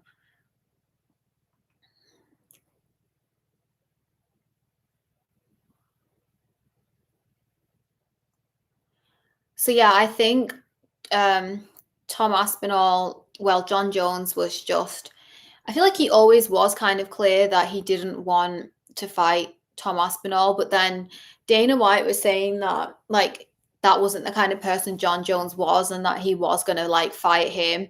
And then in Tom Aspinall's last fight, he walked away really happy and he was saying that, yeah, like, I don't know, everyone was like, thought it was a pretty much a done deal. And I thought John Jones was just like trolling and like he was going to do the fight. But then in press conferences and stuff, he was saying, like, why am I going to ruin my legacy?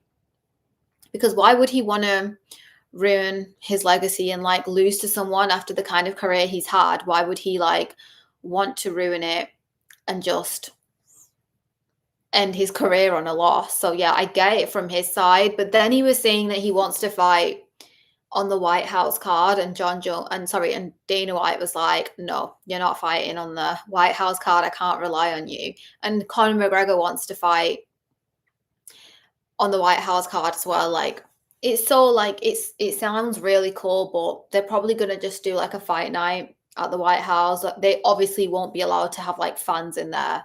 Like, imagine the security risk. Like, that is not happening. So I don't think it's going to be as big as people think. I think Sean O'Malley will be on the card, though. That's my prediction. He seems like a big Donald Trump fan.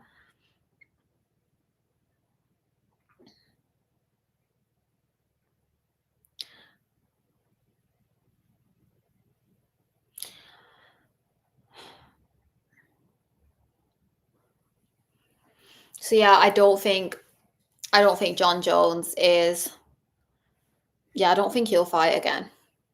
He'll probably do like a boxing fight in Saudi Arabia in like a few years for a ridiculous amount of money, maybe.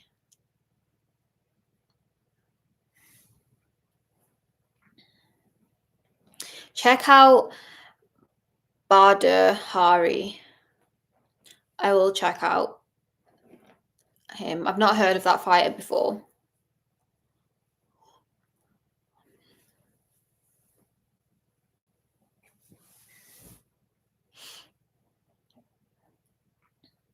Almeida is such a boring loser.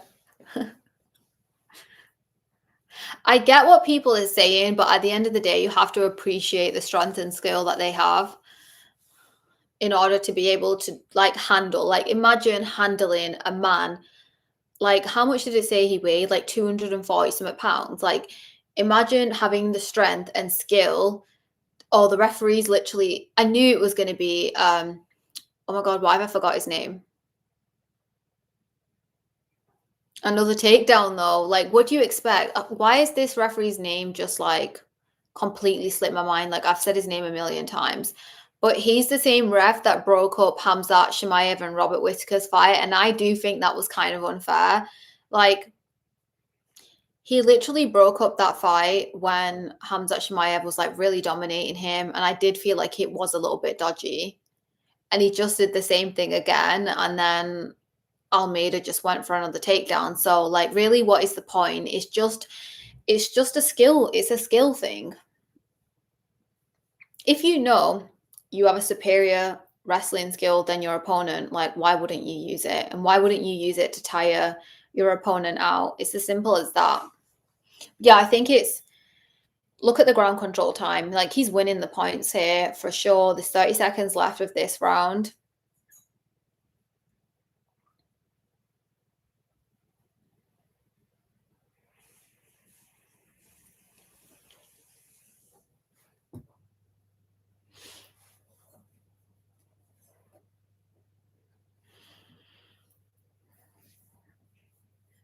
10 seconds left. Yeah, I think Almeida definitely took this round.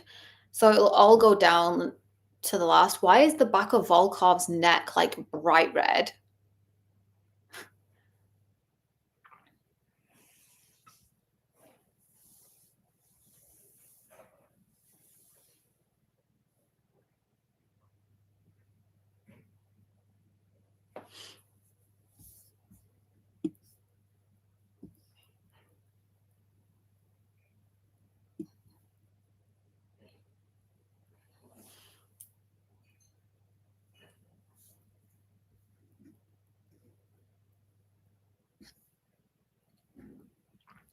I love your videos. Thank you.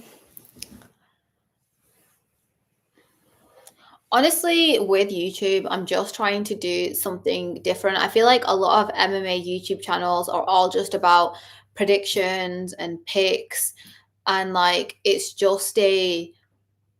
like it's just it's just because of betting. Like everyone is just talking about predictions and picks because they are so obsessed with betting, and like it's such a bad habit. I'm sorry, but that's my opinion. Yeah, that's it. Mark Goddard. I don't know why that completely slipped my mind. But yeah, it's just because betting and gambling is so big, and people just like watching these videos because they want to find out who's the best person to bet on so they can win some money. So like everyone's just doing like predictions and then picks videos, but that's not me. Like I don't like to like predict against people anyway, whether it's boxing or any kind of fight promotion. I just don't and then saying that someone's rubbish, like it's just not me. I'm more interested in like the story behind it all, and like the training schedule, like how people are training, their story. Like everyone in the UFC has like a really interesting story of how they got into the sport. That's more interesting to me. Like the personalities that come across, like you're never gonna find like another Habib, are you? So why would you like it's just like I find that side of the sport more interesting. Whereas people, I know a lot of MMA YouTube videos are just about predictions, and like and that's because people want to bet and they want to find out who to bet on. So they're going to ask and check out some YouTuber who's like has more knowledge than them. But yeah, people bet on all kinds of sports, but yeah, it's definitely not me. Yeah, Mark Goddard needs to stop breaking up fights because I get why it's the rule and things, but it's kind of pointless when it's just going to go to another takedown because there's this clear skill issue.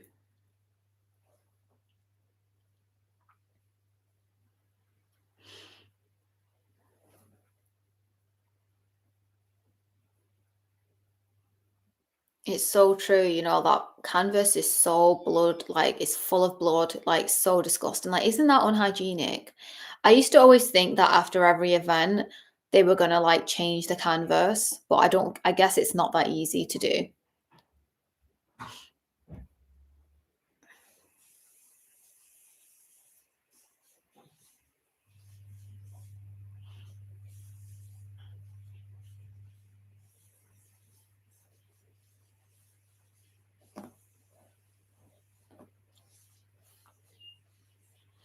In COVID though, didn't they have to like bring people into the octagon to like sanitize it all?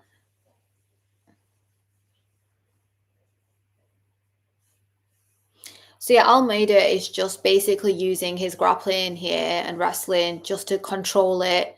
Oh, I thought he was going to get his arm then, and he's just going to do what he can to win the points for this, and that's how he's going to keep his record looking good. So you would do the same thing if you were in his position. But yeah, you have to admire the skill and strength that he has in order to be able to control a man of that size. Like it is really a true talent, honestly. Like the cardio and energy you need to be able to do this is huge.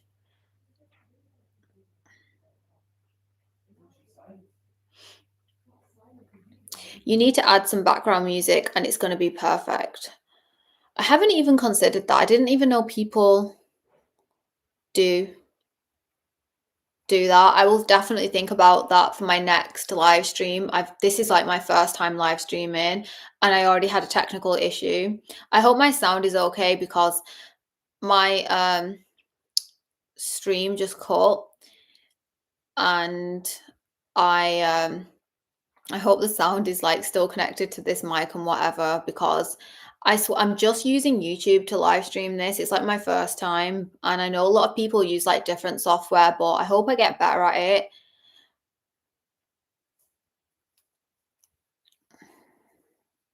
Both fighters suck.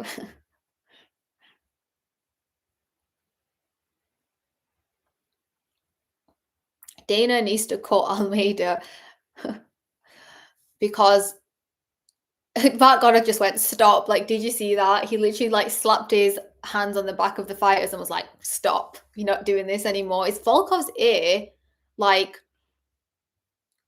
busted. Like, he's doing it again. See what I mean? Like, see what I mean? There's absolutely no point. Mark Goddard just went, stop. Like, he slapped the fighters and like, we're not having this. It's getting boring. But again, like, you've got to think of it from the fighter's perspective. They want to maintain their record. They want to still get wins. Like, I don't think Dana White is going to cut someone if they're going to keep winning. But then again, didn't he do that to Muhammad Makayev? Like, didn't he win his fight? Like, he was undefeated and they weren't having him anymore.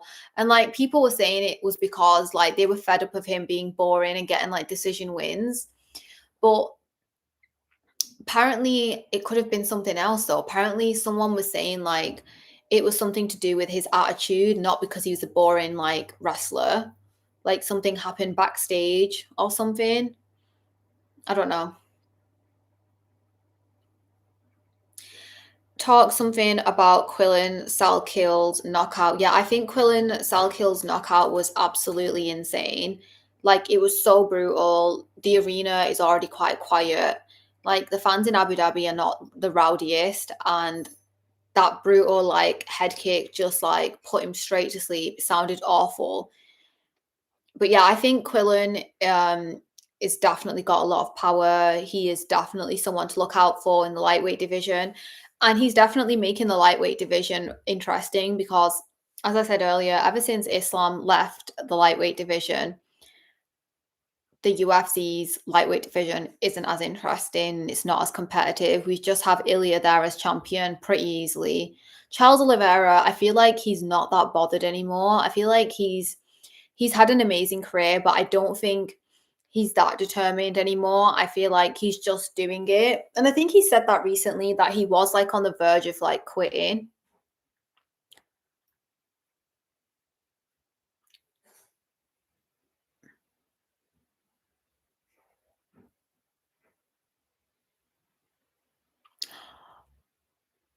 I swear that is not a Volkov win. Oh my gosh, that might be a robbery. What do you guys think?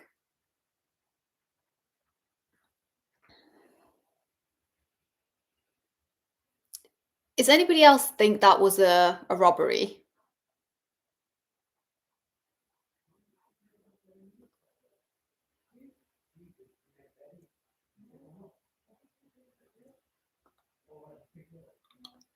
Does anybody else think that was a robbery?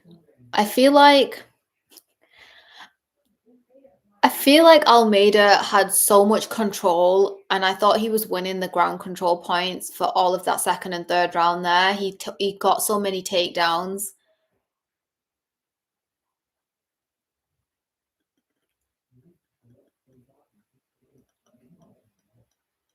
He- Volkov is so funny. He was like, "Well, I've won now," and the audience got really loud. Then they were booing.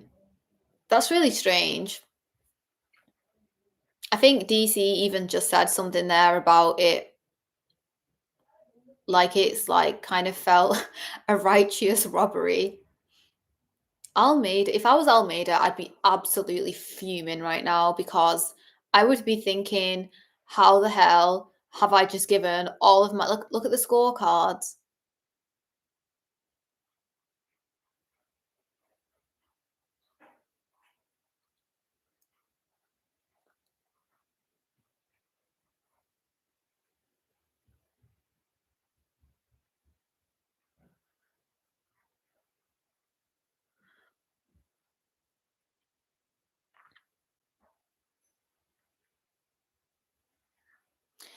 So it's interesting what the commentary team DC is saying, that he got the takedowns, but that was it and nothing else.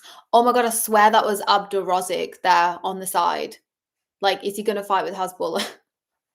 I can't believe they're in this. Oh my god, it's Wayne Rooney. And he's getting a really good reception. I've seen Wayne Rooney. I'm a big Man United fan. I think he is so iconic. He was like in Man United's team during the glory days of Man United, but I think they won today. But yeah, they said Almeida didn't get the win there because he wasn't doing enough damage. But yeah, I'm still quite shocked because, like I said, it takes so much strength and energy in order to be able to control a man of that size. And like, I do think that is insane. But yeah, I would be fuming if I was Almeida. I really would be. But I think, is Umar Nurmagomedov next? Right, I'm gonna get nervous now. Like, I actually think I'm gonna get nervous.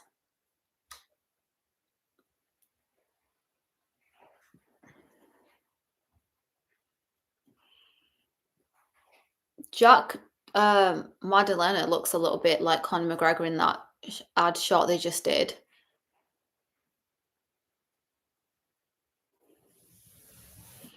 Yeah, I still can't believe Bilal Muhammad lost against him. Valentina Shevchenko. I love Whaley. I think she's so sweet. Right, that was funny, that righteous robbery. How do you think Umar would win? Honestly, I honestly think it's gonna be a decision win for Umar. I think there's gonna be lots of striking. I don't think there's gonna be a lot of wrestling in this fight. So yeah, I think it's gonna go down to a decision.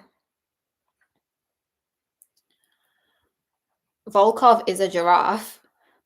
Volkov got ragdolled. I swear that's what it felt like. Like pretty much all the second and third round, every chance that the ref gave to Volkov to like end the, to break it up, he just got taken down again. So I am really surprised at that.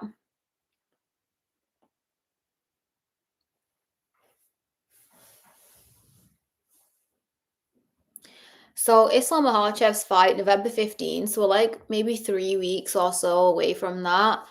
But yeah, that fight is going to be at like 6 a.m. UK time.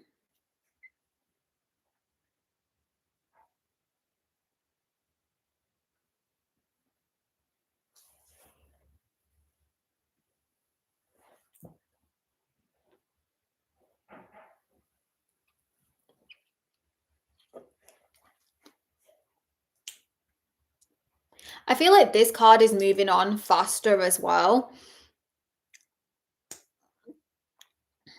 I swear the cards that happen in like the US, they take so long between like every fighter to like get onto the next fight.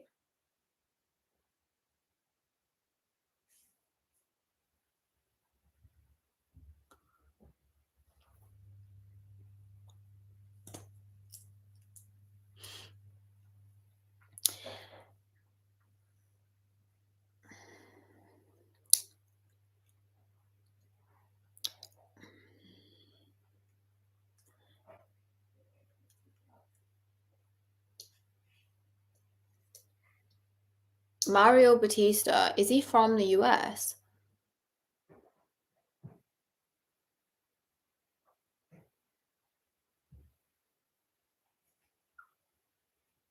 I wish Umar had a few more fights before he went against Mirab. He definitely needed the experience and time in the octagon, but like no one was willing to fight him. Like Dana White said it, and others, that he just wasn't getting. Everyone was like rejecting the opportunity except Corey Sandhagen.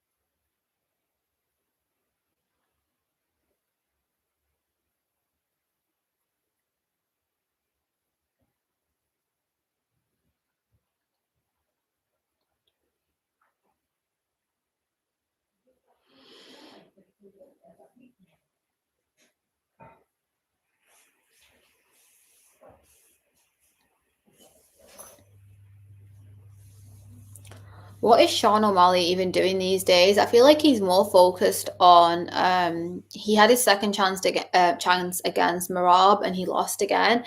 And I feel like Sean O'Malley is, I don't know, like he is quite active on social media. And didn't he say before his last fight that he was gonna like give social media a break and that he wasn't gonna like he was gonna have like, you know, one of those detoxes away from it. And then it didn't work out for him. But again, it's a skill issue. Marab was like, he just has superior grappling, wrestling, submission ability. And he managed to beat Sean O'Malley again. And Sean O'Malley is now like all over social media again. I feel like he's more focused on that now. I feel like he's kind of given the impression that he's like kind of done. Like he's accepted his skill level and knows he can't wrestle and submit people. So he's now like he can't go up against strong wrestlers. So he's now gonna just focus on social media. Like his videos come up on my YouTube all the time. Seriously. Like he's doing like his podcast. Like he did a video that day and it was like my morning routine. And to be honest, I really do like his vlogs. Like they're really relaxing and interesting. Like I like peaceful videos and I kind of enjoy that content, but it seems like he's more focused on that now. I think in the future we could see him on a Misfits boxing card. He'll be fighting, like he'll do like a big money fight against some influencer or something like that.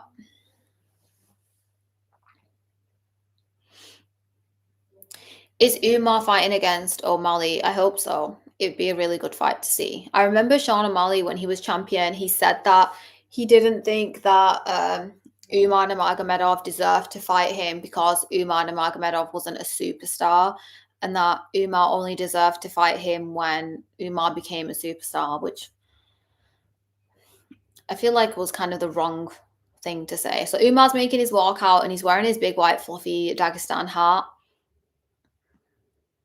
Again, a good reception from the crowd. He's looking confident.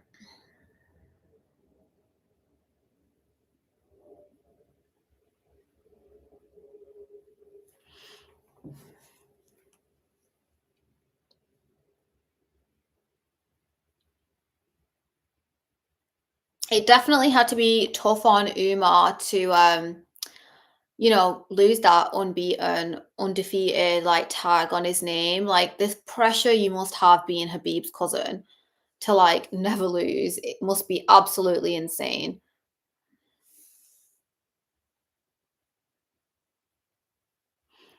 Habib's gonna be screaming his head off in the corner again. He'll be the loudest person in the arena. Got Javier Mendez. Come on, Umar. Let's get it done.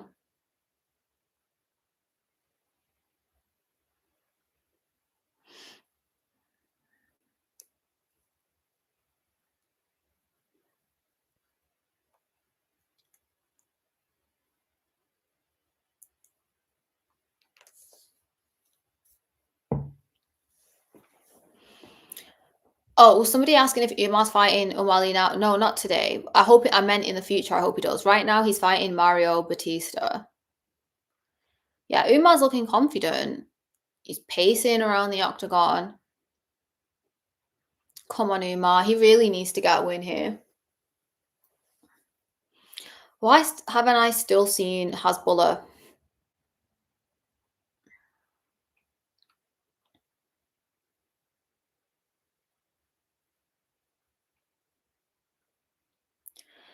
So Umar is the favorite going into this.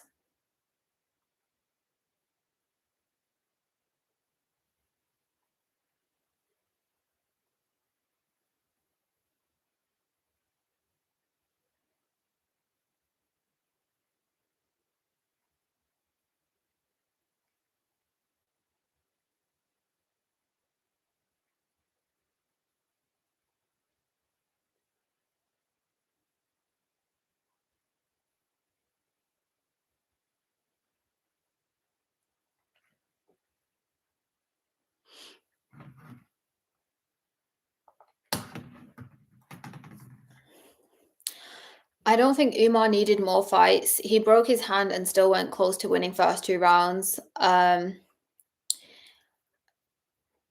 arguably yeah, I actually rewatched the Umar Nurmagomedov fight with Merab, and rewatching it, I actually thought Umar did a lot better than I thought he did the first time he fought. Oh, I can see Hasbulla now, so I'm happy. He's on his phone, like he's always just on his phone like that. So yeah, I think Umar actually did a lot better in the first round, in the first fight with Merab than I thought he initially did. In the first fight, I was like really just thinking, oh my gosh, Merab is really outdoing him here, and he looked like he was struggling. But when I rewatched it, I thought he looked a lot better than I thought initially. So yeah, I think you should always rewatch a fight for the second time. So yeah, that's actually a good point. And of course, he had the hand injury as well. But I wish he didn't take the fight then. But I get it, because like when you're waiting like years for an opponent and like a year because of your injury, like what do you expect? So the fight started. Oh, so he's got his. Come on, Umar.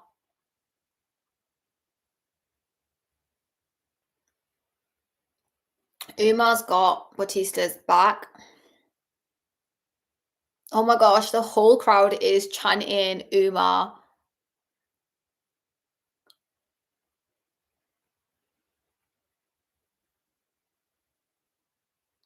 Oh, and he did a big slam to the ground there. Uh-oh. Come on, Umar.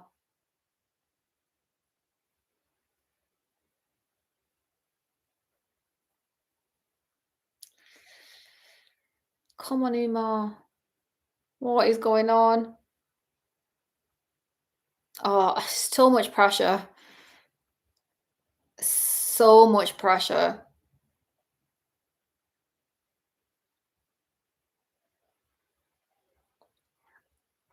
So much pressure, I think, on Umar Nurmagomedov, honestly. And he's been dealing with it so well, I'd say.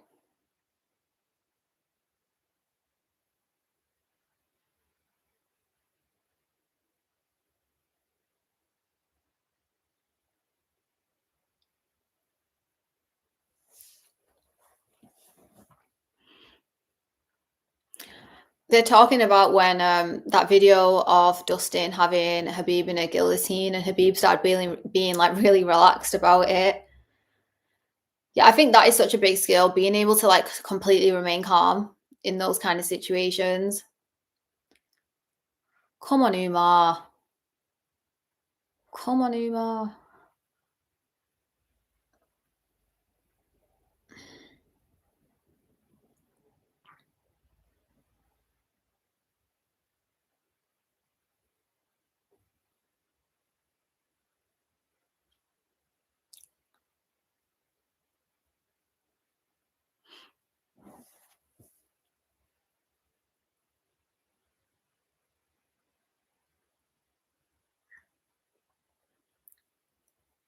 Sorry guys, I'm so nervous for this. Like I really want Umar to like win this.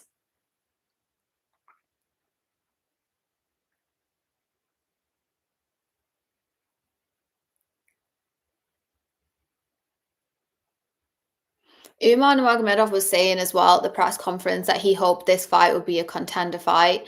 And Dana White was saying that, well, if he can show that he's got that, he puts on a really good fight, it can be considered that. But they haven't, don't they normally just like officially say that it's a contender fight before the fight anyway? So yeah, I don't know whether this fight will get Umar a shot at against Merab anyway.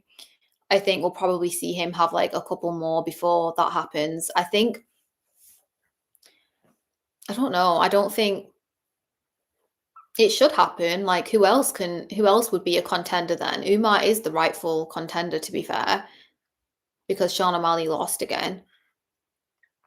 Come on, Umar, do something.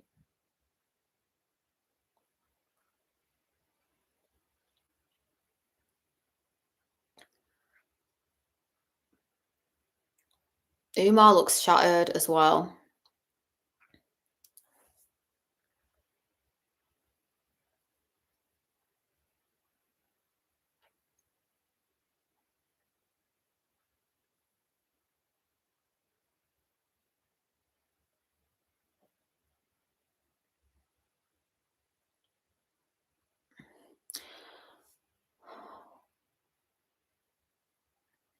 Umar needs to do something. I think he'll survive this round though, Batista.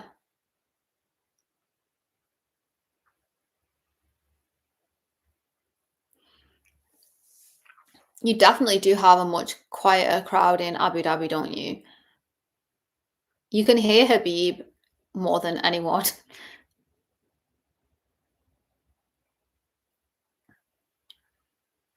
4 minutes of ground control.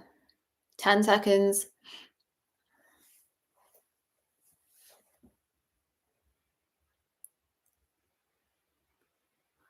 First round is over. I think Umar will win via a decision. Let's see if we get another Russian translation in the corner. I really want to know what Habib's going to say to him.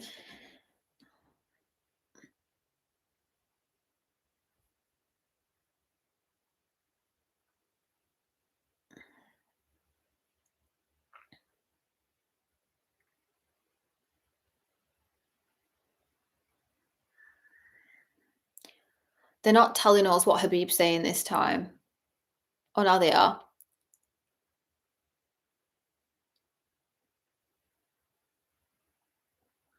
Habib's advice is you have to move the entire first minute. Come on, Umar, do something. I really do want him to get a finish. He needs to shut up a lot of people, honestly.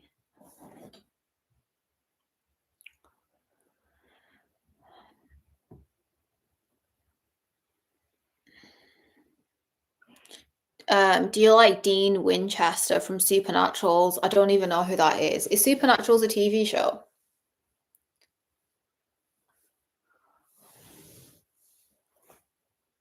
Oh my god. Oh my god, he just need Umar. Oh my gosh. This is so nerve-wracking. What is going on? Honestly, I think it's the pressure. I think it's the pressure more than anything. Habib, like, was incredible in his own way, but he didn't have that, like, pre-existing pressure. The difference that Habib made to the UFC, and, like, he made it huge, you can't lie. Him and Conor McGregor, their whole era and, like, Habib's career made the UFC what it is today. Like, without them two, it wouldn't be as big as it is. And I just think Umar having that an Nurmagomedov surname and that connection to Habib has just put on so much pressure. And like that must be so hard just to wake up every day and just think, oh, now everyone's comparing me to him. I really do think that is huge. Umar looks like he's looking to his corner for some advice. Come on, Umar, do something. Do something.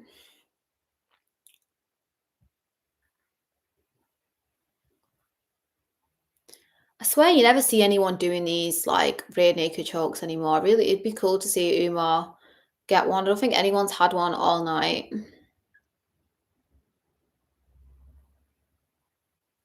You can just hear Habib going on. Oh, that knee kick was insane. Come on, Umar.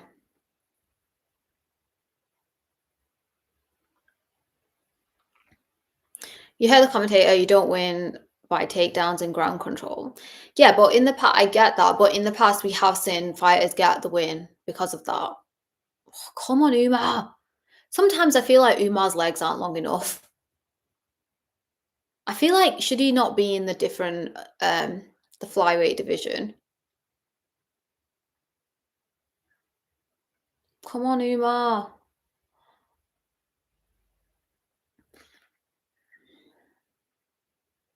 If I want to close my eyes.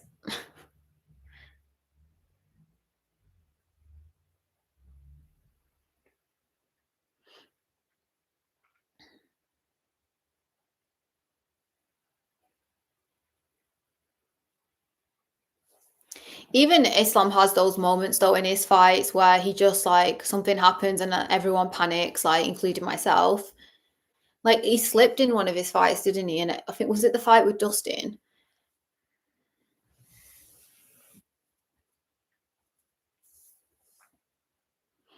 Yeah, Umar Nurmagomedov needs to put as much damage as he can on Mario Batista.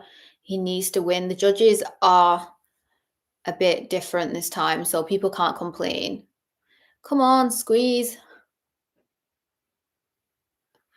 You need Islam's strength at this point.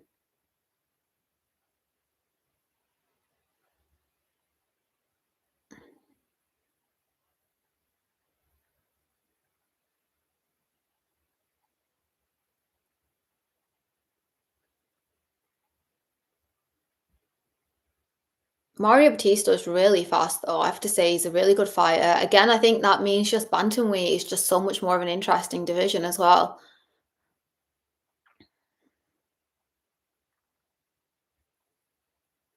Oh, someone said it was always Habib's plan to let Dustin take his neck to make him tired. Yeah, what a move though.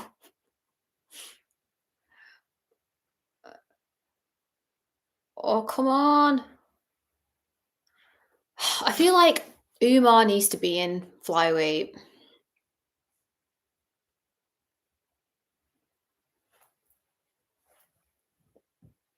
The mic is so loud for the octagon, like the punches, and you can hear everything.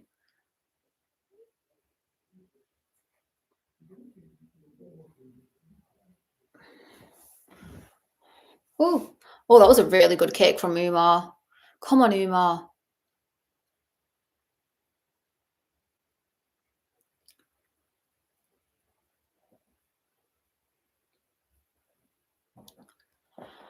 Oh, thank God that's over. I can breathe. I can literally breathe.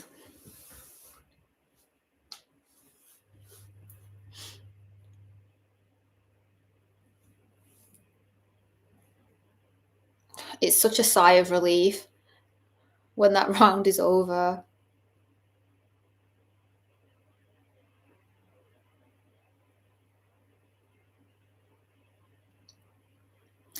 So Mario Batista's corner is telling him to feign. That could be a good technique here for him. Mario Batista definitely got the knockout ability for sure. Oh, that knee kind of went into like his collarbone almost, like the shin to the collarbone.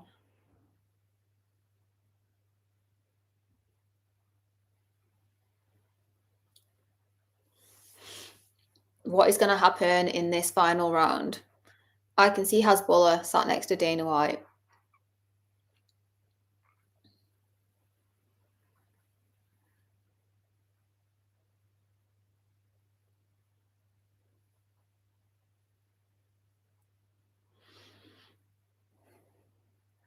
Umar definitely has some amazing kicks. We saw him use it in his earlier UFC fights and get knockout. Oof. This is so nerve-wracking, honestly.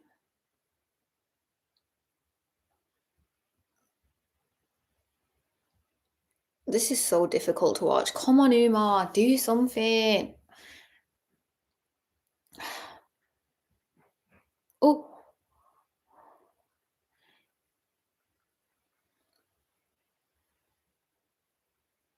just I feel like it's building up to something.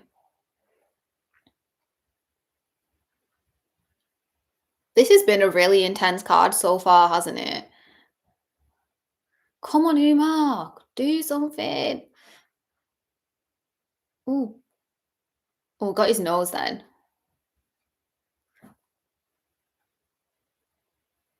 What happened then?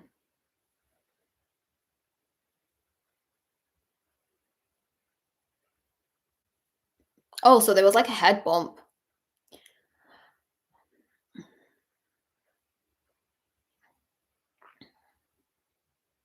Batista's gas tank is holding up better than Umar's. I'd say that. I think Umar's cardio is something that he's got to work on here. God, I think my heart is going. I just really want him to get a win. I hate the hate that Dagestani fighters get. I think it's just so uncalled for. And I think it comes from a place of denial more than anything.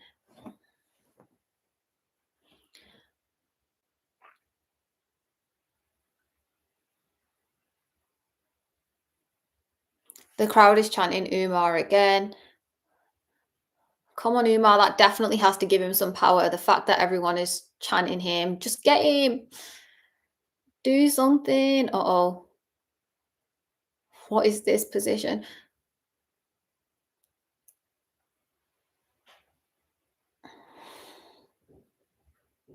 This is a really intense fight.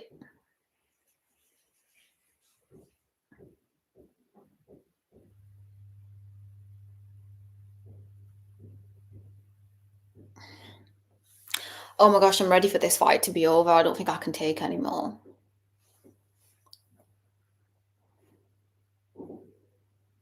Habib there looking for the clock, like me.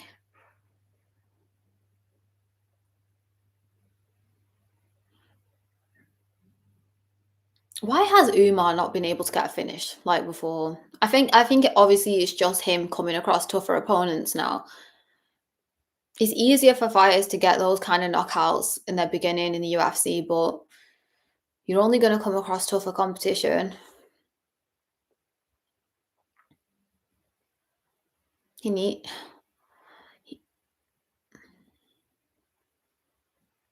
Supernatural is a TV show. I'm glad to talk about anything other than this right now because it's making me nervous. Yeah, I haven't seen that.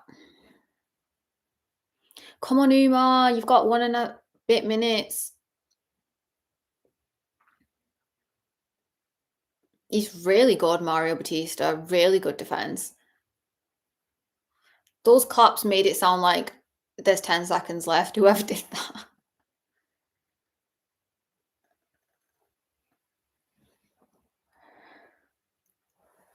Oh, his corner is going crazy. Javier Mendez shouting 1 minute there, I believe. Come on, just get a choke. Do a choke. Why is no one able to do a choke today? It's his legs. I feel like his legs need to be longer to just like squeeze.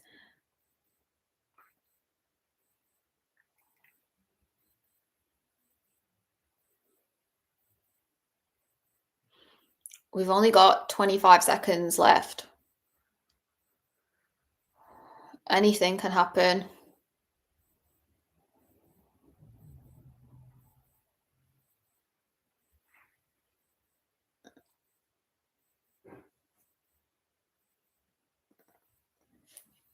Oh, it's like one of those Max Holloway moments. Oh. Oh, thank God it's over. So I did say decision win. I did say decision win. So let's see what happens. Whether the judges thought Umar did enough with the takedowns, whether he got enough damage on him. I do think he should edge it, but who knows? I think the knee was like more here. It wasn't directly on his chin. But Umar's had a really good knee knockout, I'm sure, in the past. I remember when he was fighting at the Apex once.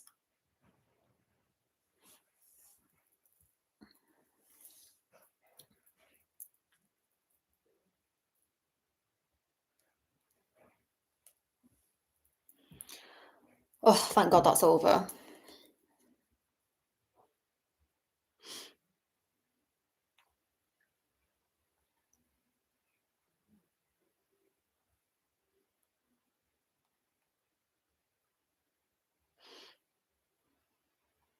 So what does everyone think? I'm thinking it should be a decision win for Umar Nurmagomedov.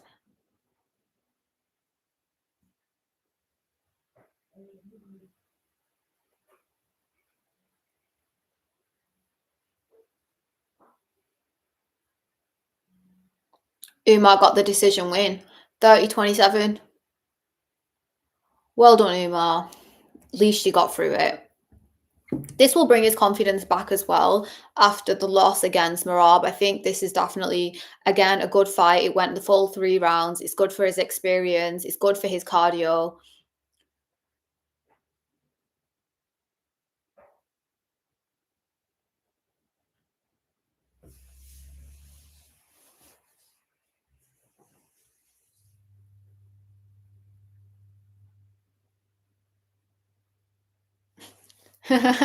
They got Habib to translate because I'm not a translator.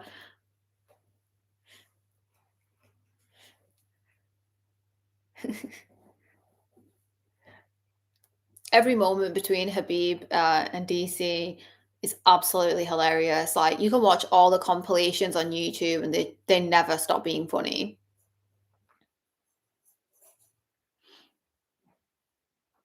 Well done to Umar.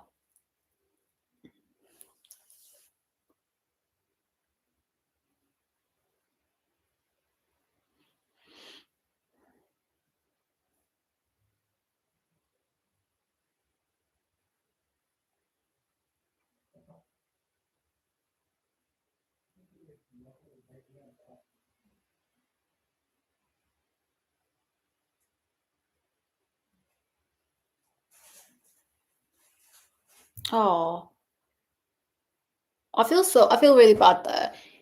It's kind of sad what he said. He said what he said then. It's like he has no idea how Habib did this.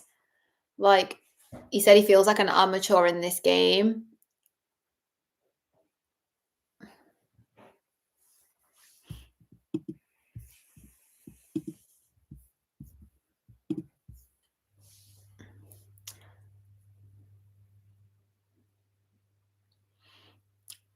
I do feel a bit bad for him. He's absolutely shattered and he's saying he doesn't understand how Habib did this.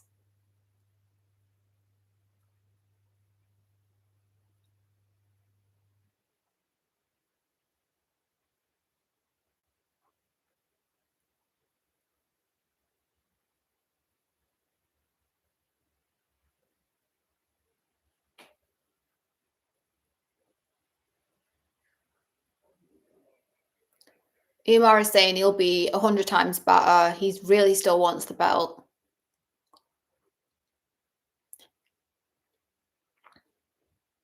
Well done, Umar.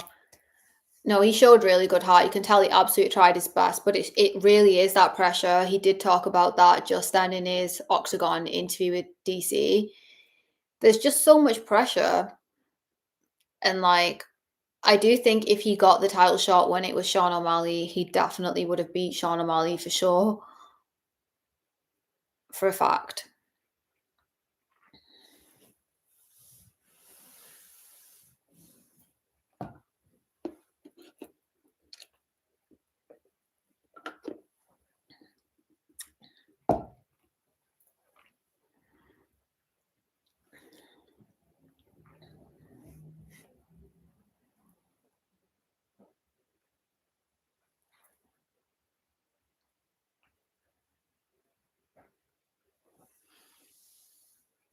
Oh, so we've got a girl fight next. Verna Jandaroba. I really wonder what's going to happen in this one.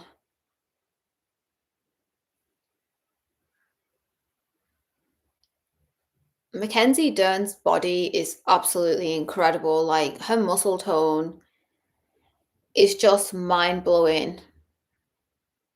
Just imagine having that strength.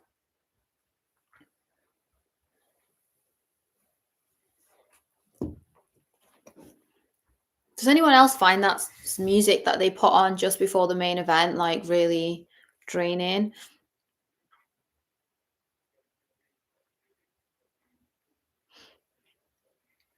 So we're on an ad break now.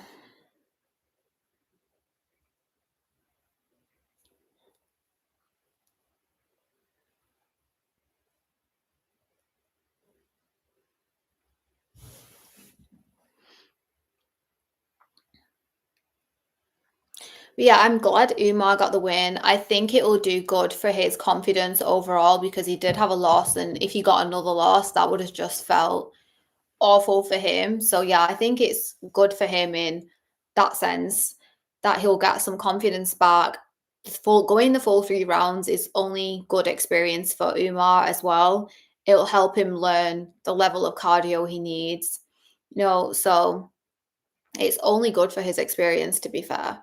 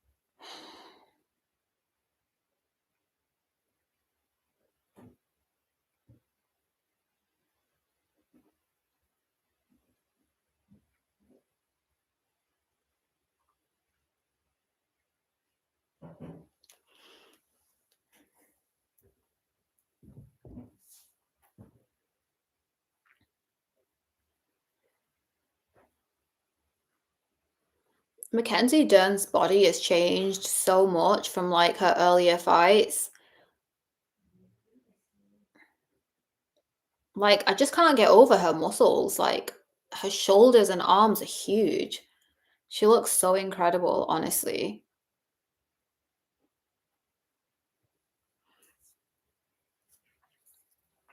You nailed the Umar prediction. I know, thank you.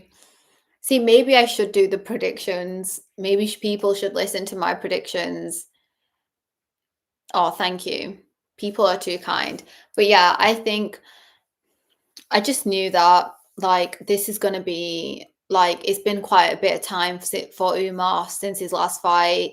He just recovered from an injury, so just putting that into like perspective, I was just assuming that we're not going to see anything like major in terms of seeing like a knockout or a submission from him. I think he'll just push, push, push as much as he can and get a decision, do his absolute best to get a decision win. And I think that was probably the game plan. And yeah, so I'm glad I got that right. But yeah, maybe I should do predictions, but I don't know. I don't like going saying bad things about people because I just have like, I don't like discrediting people's skills and saying that I think they're going to lose. I don't know. I just can't do it.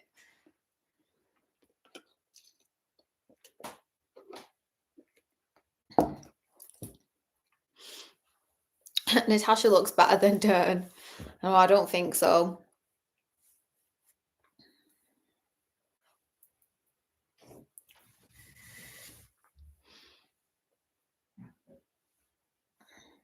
I bet a lot of people are not happy that we've got a women's MMA match for the co-main event.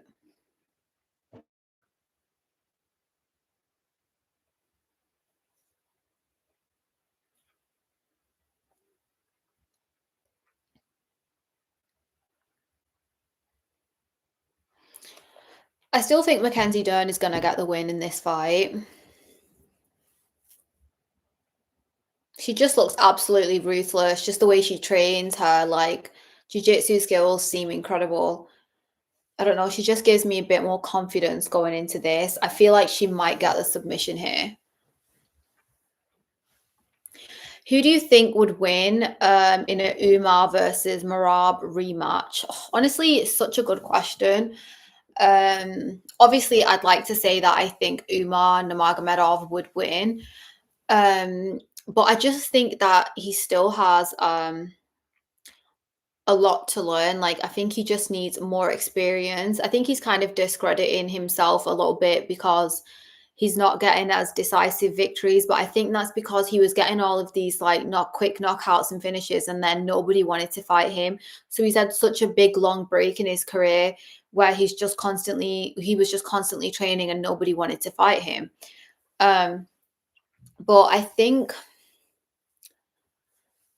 if it was a rematch, I do think that Umar would just go to absolute town and would get the win. I think he would just like I think he'd just pull it out from somewhere and know that that was his one shot and just win. And I feel like sometimes when fighters get too comfortable being champion, it's like not good. We've seen that like as a mental thing.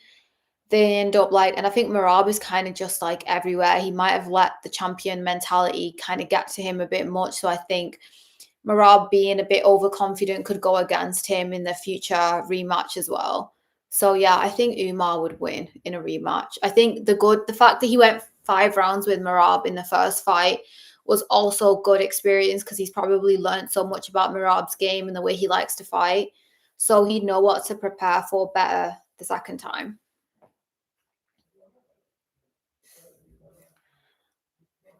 Yeah, so for Mackenzie Dern's just making her octagon walk, I think she's gonna get a submission in this fight.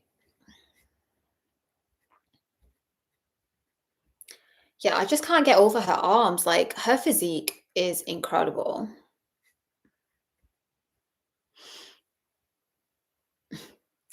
You deserve Habib's brand of paprika coffee for your accurate prediction. That is such a good idea. I wish. Definitely. I'm not even a big coffee drinker, but I would absolutely love the free paprika coffee. Is that like the restaurant that Habib owns? I saw on his like YouTube, not YouTube, Instagram recently. Habib was like opened a new restaurant in Uzbekistan, I think, and Uzbekistan looks so like incredible. I saw like in this like holiday, was it Uzbekistan or Kazakhstan? I think it was Uzbekistan. But yeah, I'd absolutely love to try the Habib coffee.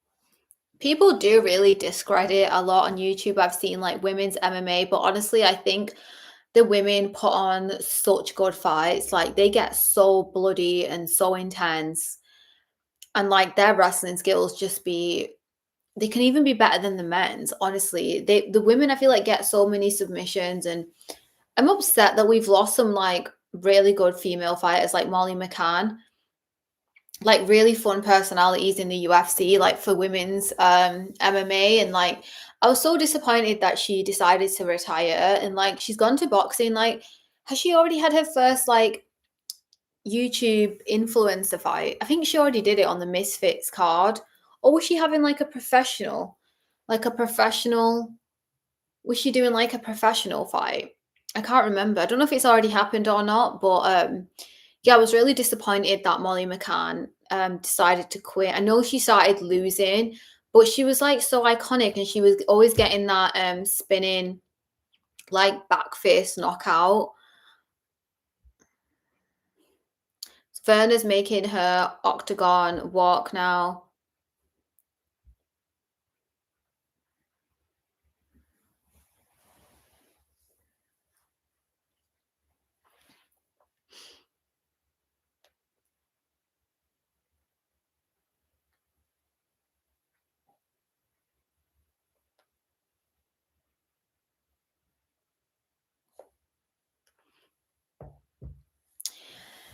Natasha, have you ever been to a UFC event? No, I haven't. The closest UFC event to me would obviously be like a UFC London, or if they did a UFC Manchester card. And the last time they did the UFC Manchester card, I really wanted to go, but they literally did the event at like the event started at like 1 a.m. UK time. So like you had to get to the arena beginning at 1 a.m. and it finished like 7 a.m. So it was on like like prime time for US fans. And I just thought that was insane. And like I was like, how are people gonna do that? So I think they did still man. It was the Bilal Muhammad versus Leon Edwards fight, and I just don't get how.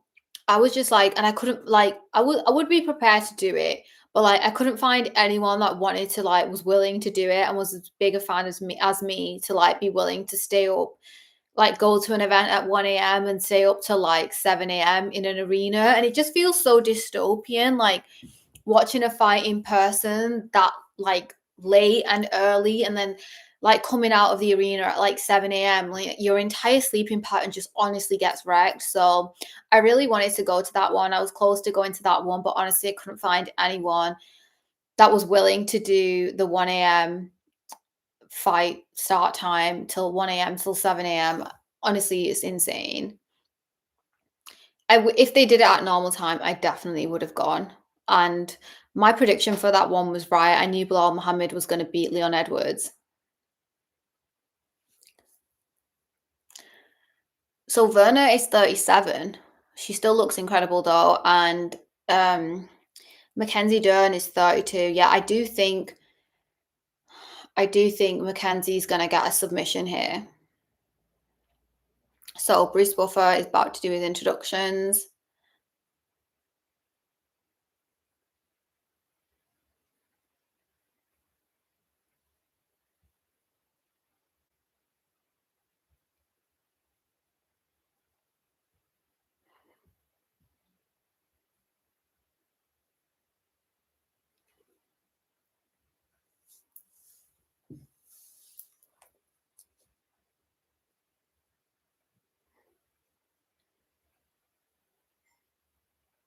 Mark Goddard is the referee again. See if he breaks up any wrestling.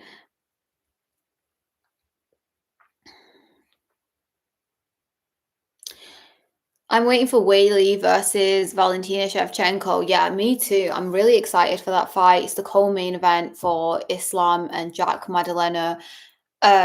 I think Whaley is so cool. I remember when she lost against like Rose Namajunas and she was so disappointed, and then she just cut all her hair and came back an absolute monster. I think Whaley will win that one.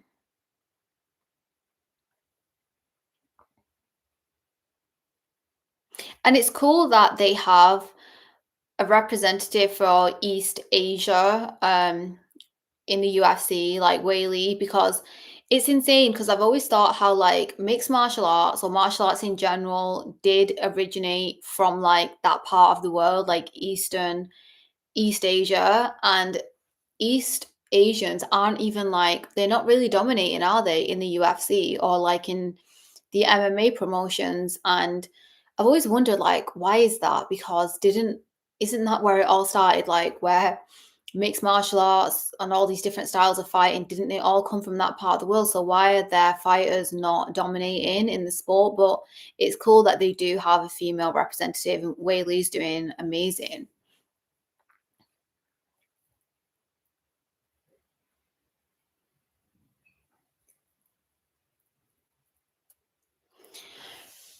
Right, it's about to start.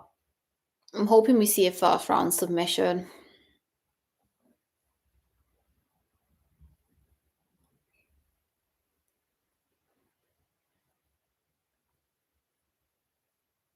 So they haven't fought since COVID in 2020.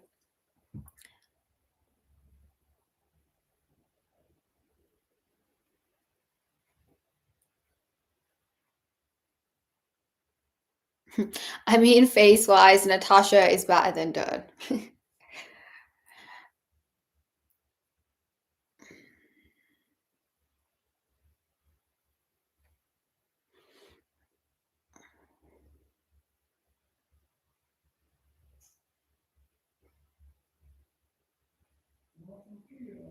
You can just hear the power from those leg kicks. Seriously, the octagon mic is like amazing tonight. She's so fast.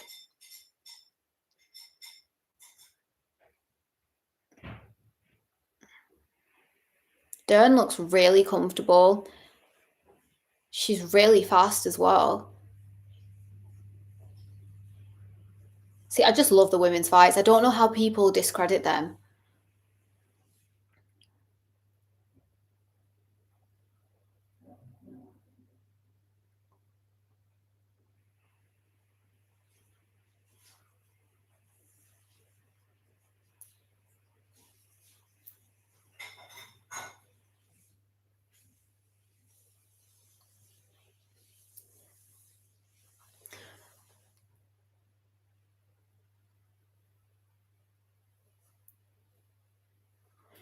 So they're talking about the knee pads, and to be honest, that is something I haven't even noticed. Like some fighters are wearing knee pads.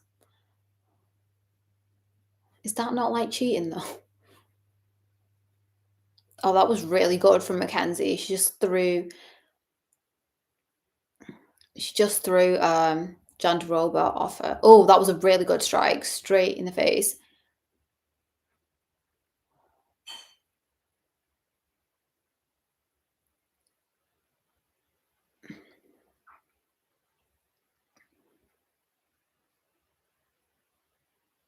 I think Mackenzie looks really impressive. Like her head movement is so good. She's like dodging so many shots. She's got a bit of redness on her nose though. Uh-oh. Oh, that's a surprise. So Werner's got a takedown. Wasn't expecting that, to be honest.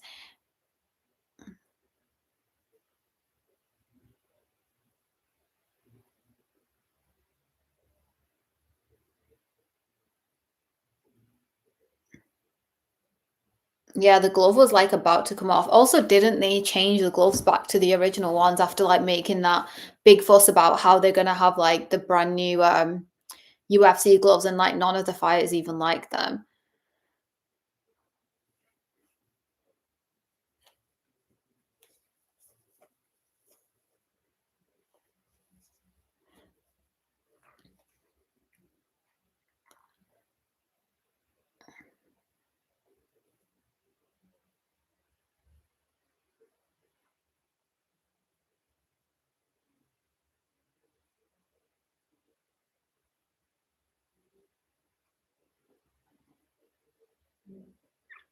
A better fight camp is needed for Marab rematch. Yeah, I definitely agree. I think Umar's got so much to learn, and like, I think he needs to separate himself mentally from that from that pressure with being Habib's cousin. Come on, get a knockout. She's gonna get another takedown. Look at Hasbulla watching in the corner. Hasbulla just has the best facial expressions.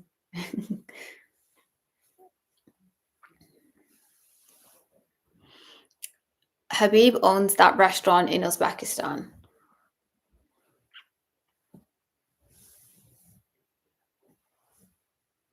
Yeah, Habib is definitely a big fan of food, isn't he? So about 50 seconds left of round one. Ooh, I just love the women's fights.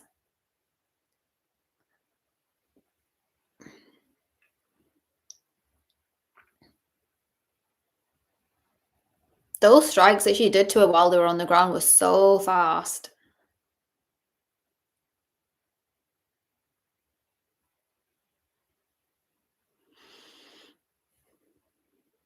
The first round is more competitive than I thought it was going to be, honestly.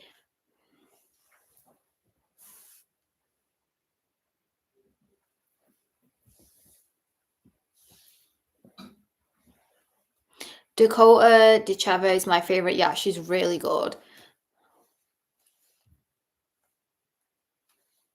I just want another Molly McCann personality in women's MMA.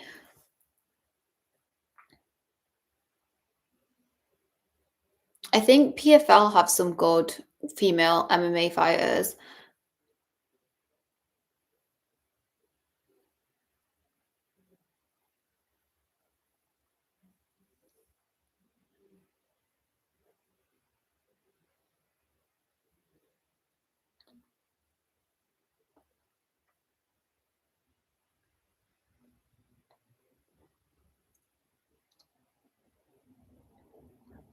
Yeah, that jab was.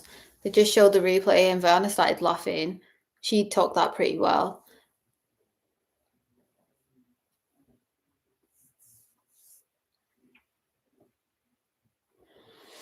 Yeah, that first round was definitely really competitive, more competitive than I thought.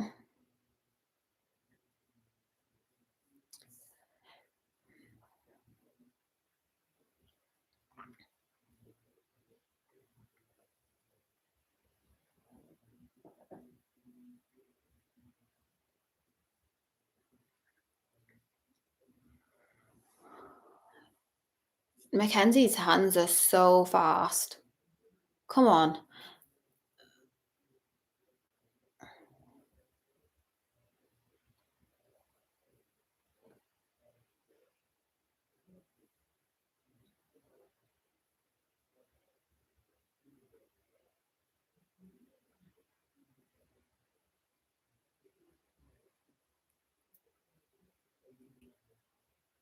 Ooh, wow. Mackenzie's just really going for it. I think her eye is bleeding.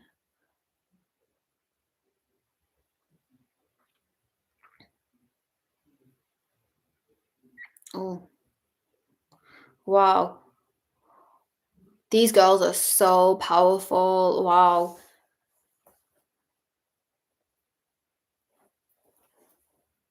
Oh, what flew out then? Something just went flying. I swear, did someone's tooth come out? Oh, they're saying it's a hair tie. Oh, another one. I think, yeah, Mark Goddard is literally picking them up. I think it's Mackenzie's hair bobbles. I literally thought someone's tooth came out.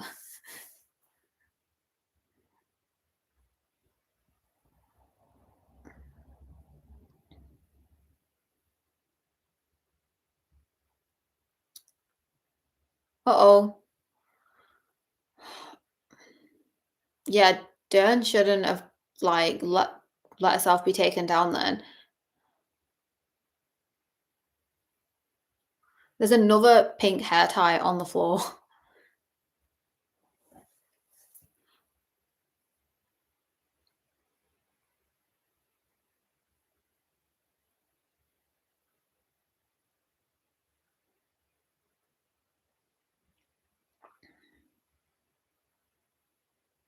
Oh,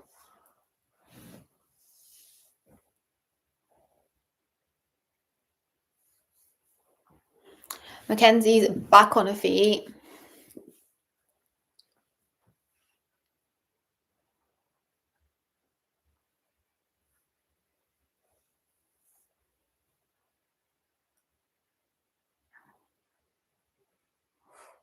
Really good striking from both of them. Honestly, it's so impressive.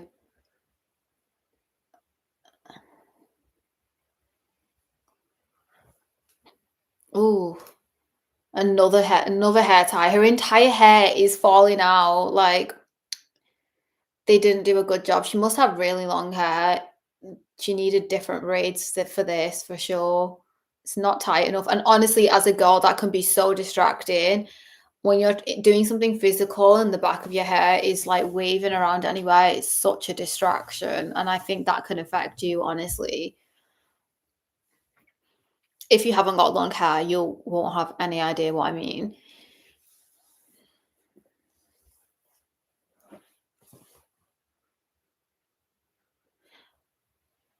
I thought Mackenzie's takedowns were going to be better in these first two rounds as well. She hasn't really landed a takedown.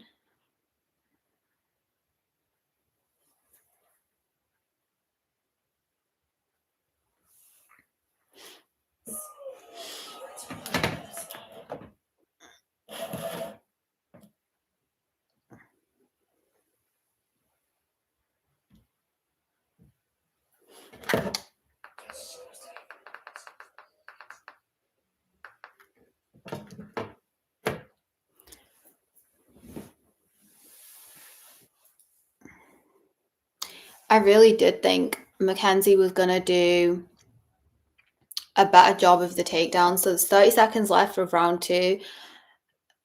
She's got Mackenzie down on her back and she's landing some strikes to her face, but I don't know if they're really connecting.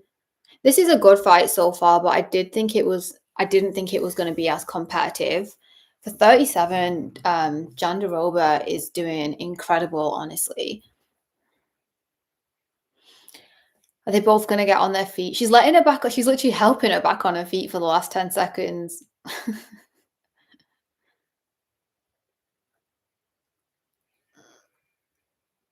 Really good sportsmanship. Or sports, should I say sportswomanship from both fighters for sure.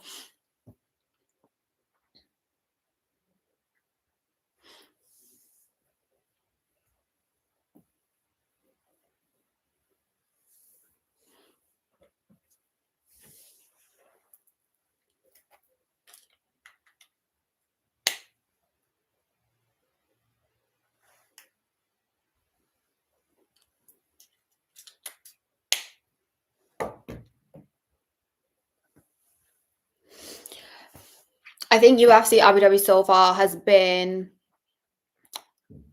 really good. It's been a lot better than I thought. A lot of people say as well that Abu Dhabi always get the best matchups. Like, yeah, it is kind of true. They never really get like a boring card, do they? The stadium looks pretty sold out, to be honest. They keep showing the ad for Islam and Jack Madalena.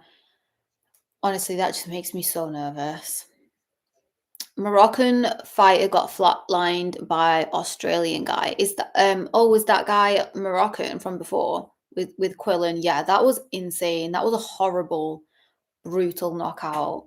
He'll definitely get the fight bonus for sure. I think he got the fight bonus when he fought Anshul Jubilee as well. That was like the fastest. Oh wow, they're just swinging at each other. That was like one of the fastest UFC knockouts in history. Oh, she's got her down again.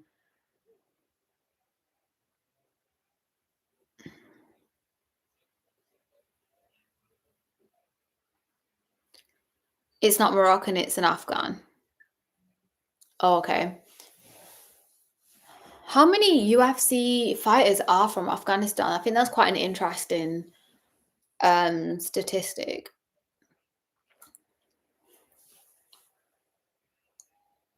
I've literally forgot what I was saying.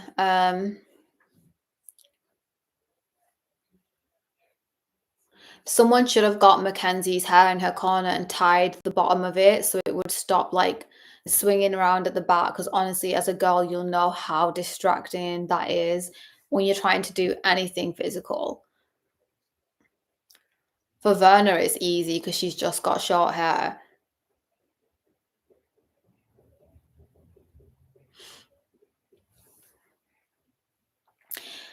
Um,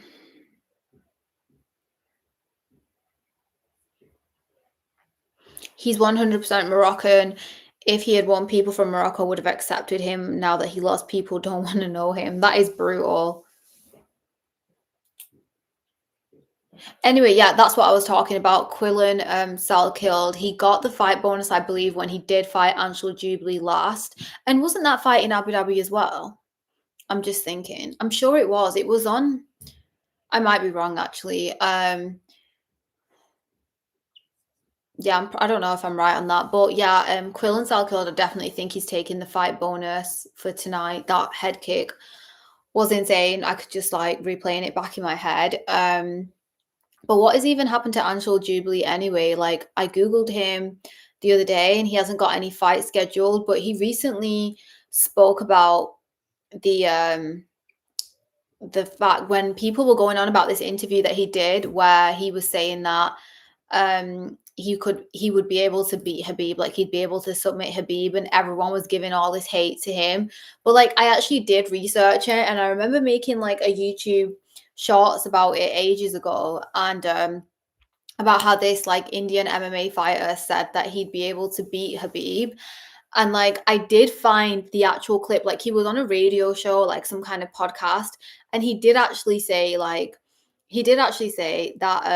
he would be able to submit Habib, but then he did a video recently where he was kind of taking it back and saying that's not what he meant.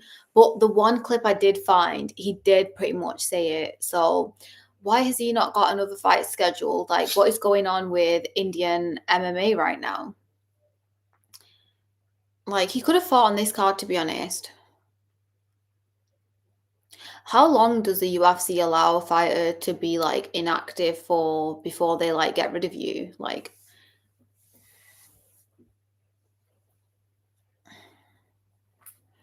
I've always thought about that, like how long are you allowed to be like inactive for before they like get rid of you? Like plus don't they give you like a 3-fight contract?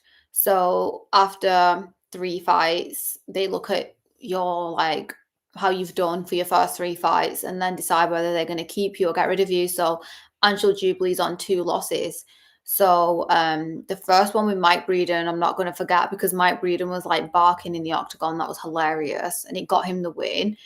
And then his loss against Quillen. So who's he going to be fighting next? That's my question. How is he going to do in that fight? And also they've got Pooja Tomar, who's the female Indian MMA fighter as well. So both of them two should have been on this card, seriously. And I think she lost against Shauna Bannon for her last fight. So yeah, we've got 20 seconds left of round three. Oh, Mackenzie just got a kick to the face. I think she just got told off for that.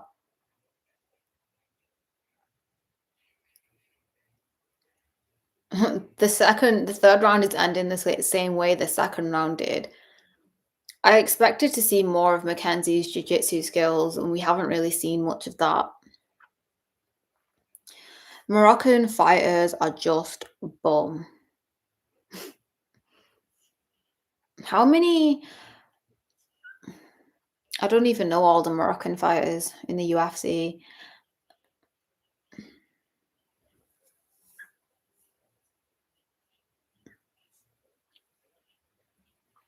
Werner win, I think. Yeah, I'd say, I don't know. Werner's definitely been landing the takedowns and she has been getting some damage. She has been looking dominant. So, yeah, I do see it going that way. I've been talking too much about Anshul Jubilee and Quillan Salkill's knockout.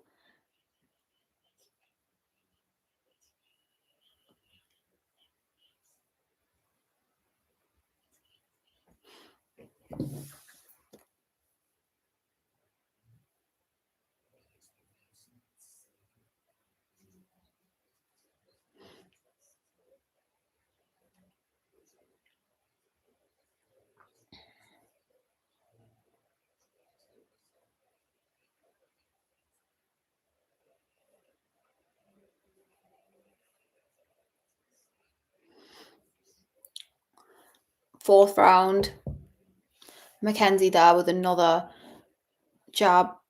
She still looks really good though. She doesn't look tired.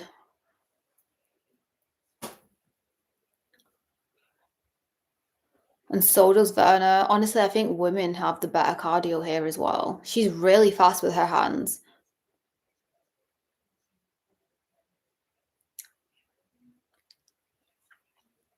A real Afghan fighter would have KO'd Salkilled.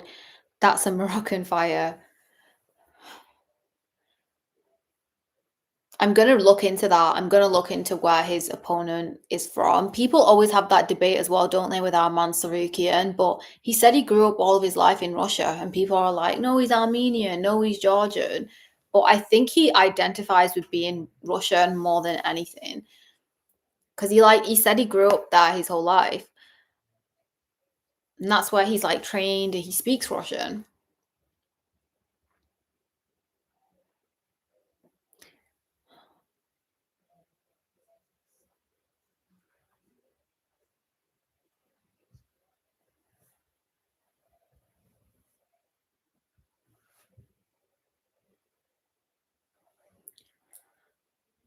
So we've seen purely striking for Dern. I want her to try something else.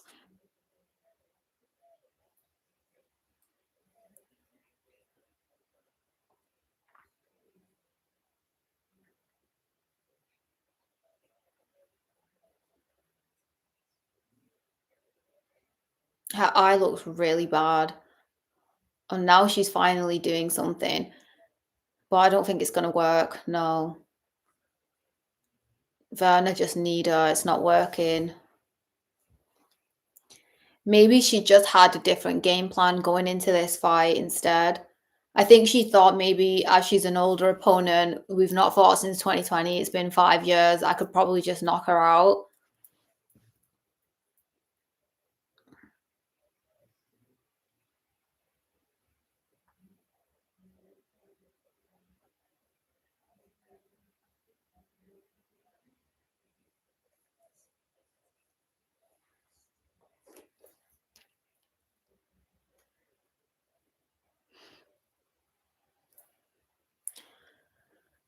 Yeah, Dern's eyes like gone blue and purple already.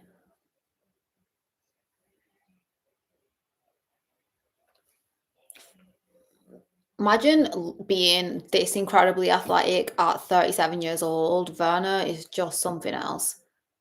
Yeah, I want to look into more on the knee pad thing. Like, they're saying the commentary team said that kind of helps her. In that case, shouldn't all fighters just wear knee pads to take less injury?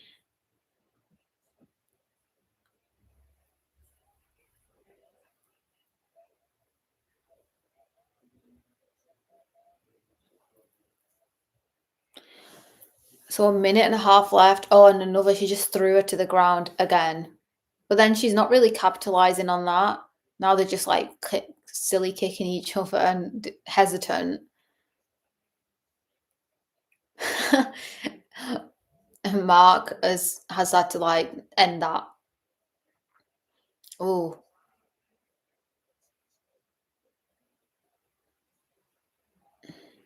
oh, finally she did a takedown. That was a good one as well. She like spun her around. Finally, we see, but it's only 50 seconds left of round four. So, what she'll be able to do in that time, probably not a lot.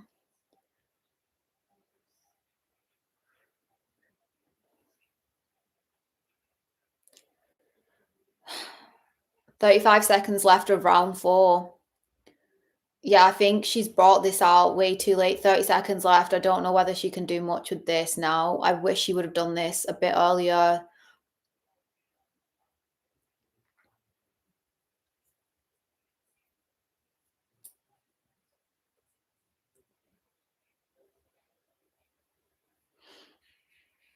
10 seconds. Yeah, told you. Nothing's going to happen.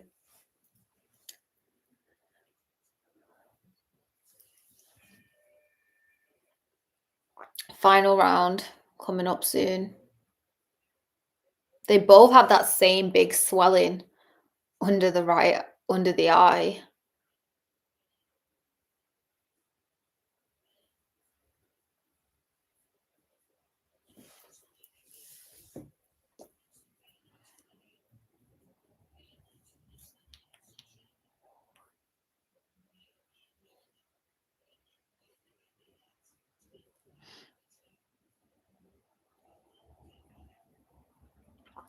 The fight's going very close. Yeah, I agree. I feel like it might be a little bit in Werner's favor though.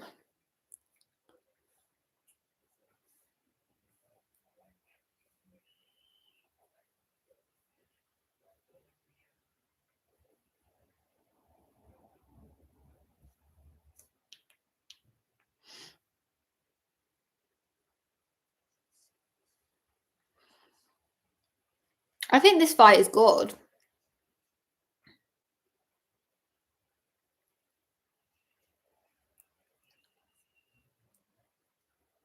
Honestly, I think this is a good fight so far.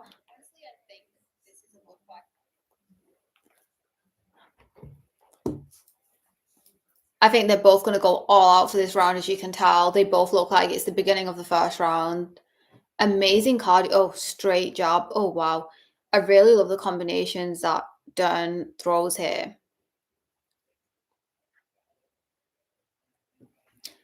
I don't think we're going to see much. Wow. The power from. Uh-oh, no, she's got a leg.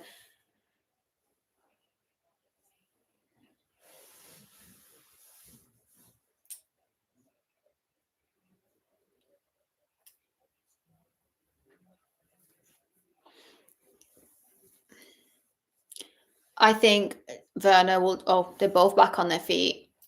And she's going for the takedown again. I think that is just going to be her game plan. She's going to try and just try to wrestle her for the last 4 minutes to try and put it in her favor.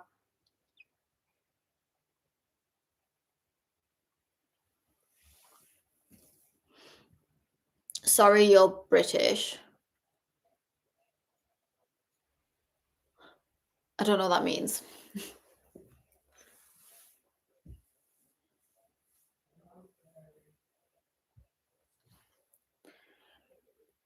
3.5 minutes. They're both up against the cage.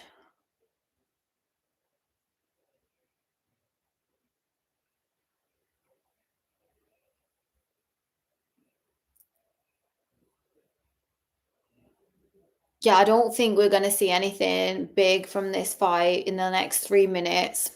I think Werner is going to edge it with a decision win.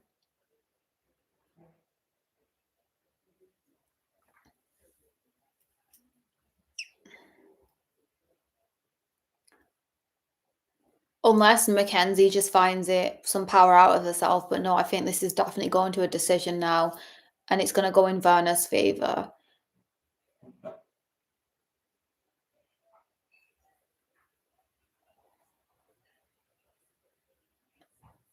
Yeah, see it again.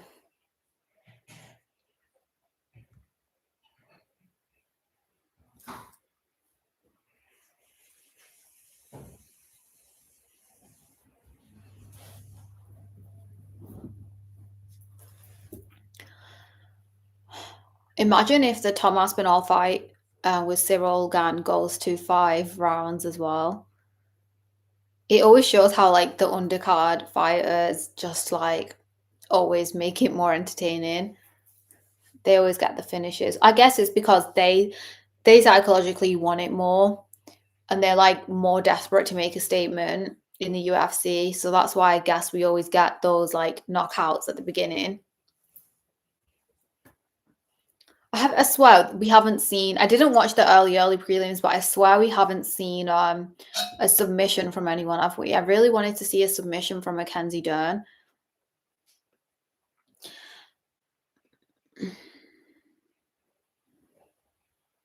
Again, it's ending the same way.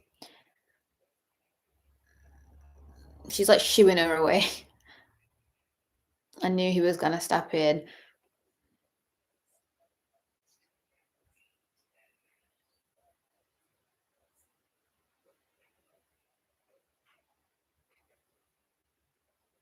Both ladies are covered in the bruises. Yeah, 1 minute left.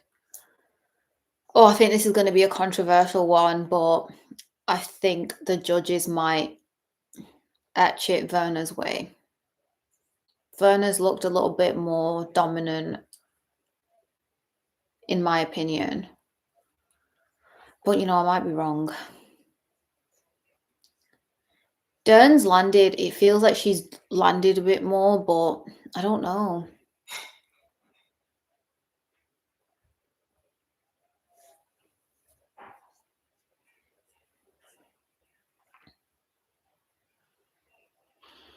Wow.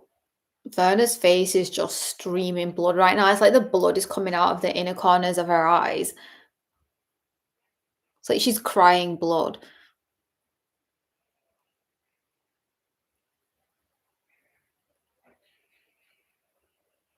Yes, nothing's happening. She's ending it dominantly, though. She didn't want to get her legs off her neck there. Yeah, maybe she's done enough, actually. She's already acting like she's won. She probably did, though. I know some parts I was getting so distracted talking about other things. Actually, both fighters think they've won. They're both on their shoulders of their coaches. I think Dern's going to win this match, yeah. I think she landed more strikes, but Werner was getting the takedowns and kind of ending the rounds a bit more dominantly apart from the last round.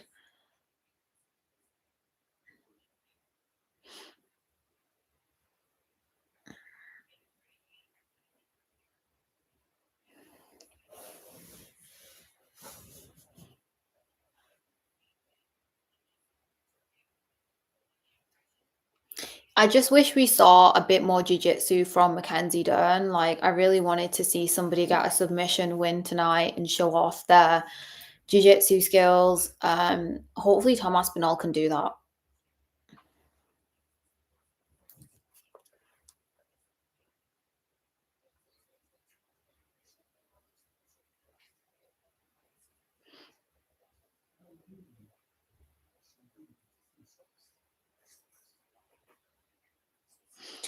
I think this fight could honestly be a rematch as well. Like, they could do a trilogy for this because it was really competitive, honestly. I think Werner looked incredible in this fight.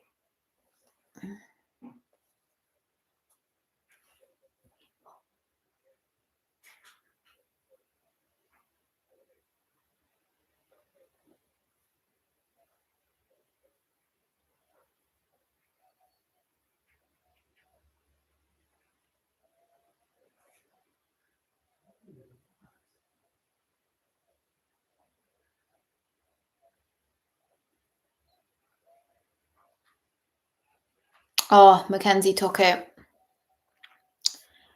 I guess it's because of the striking. Werner's team looks really disappointed. I do think the judges this time have really changed the way they're accounting for takedowns. Like takedowns are not being awarded as much as we usually see.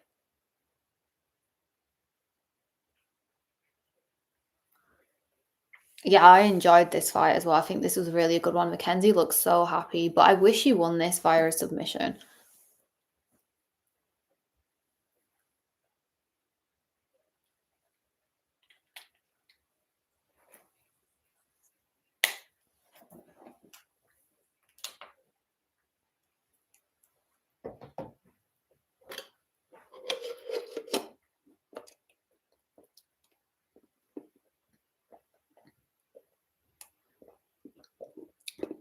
Oh, it's so sweet. She said her daughter's there watching and she's never lost in front of her daughter. I think that is so incredible.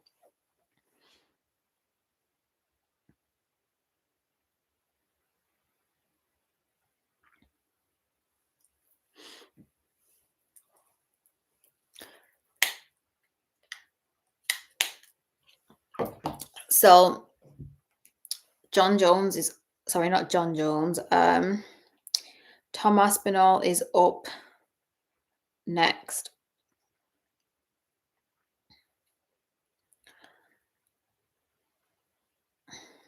Do you remember when Tom Aspinall did that call out for John Jones and he was like, you know what, John, I think I can beat you. John Jones did not like that at all, but he's retired now, so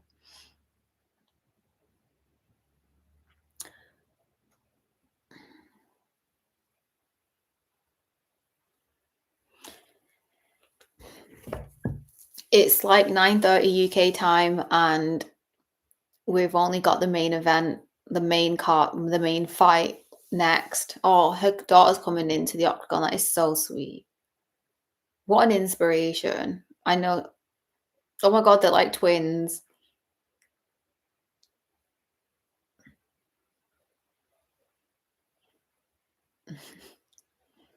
That is the sweetest thing ever. Oh, that is so cute.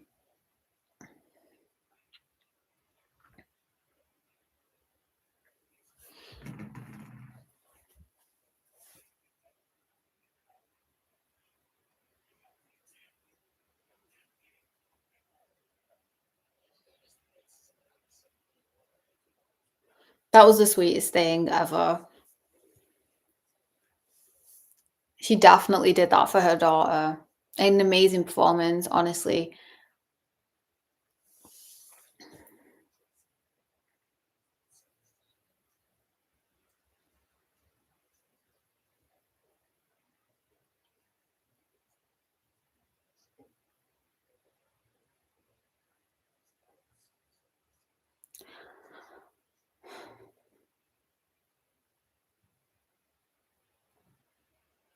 Oh, Chris Eubank is in the audience.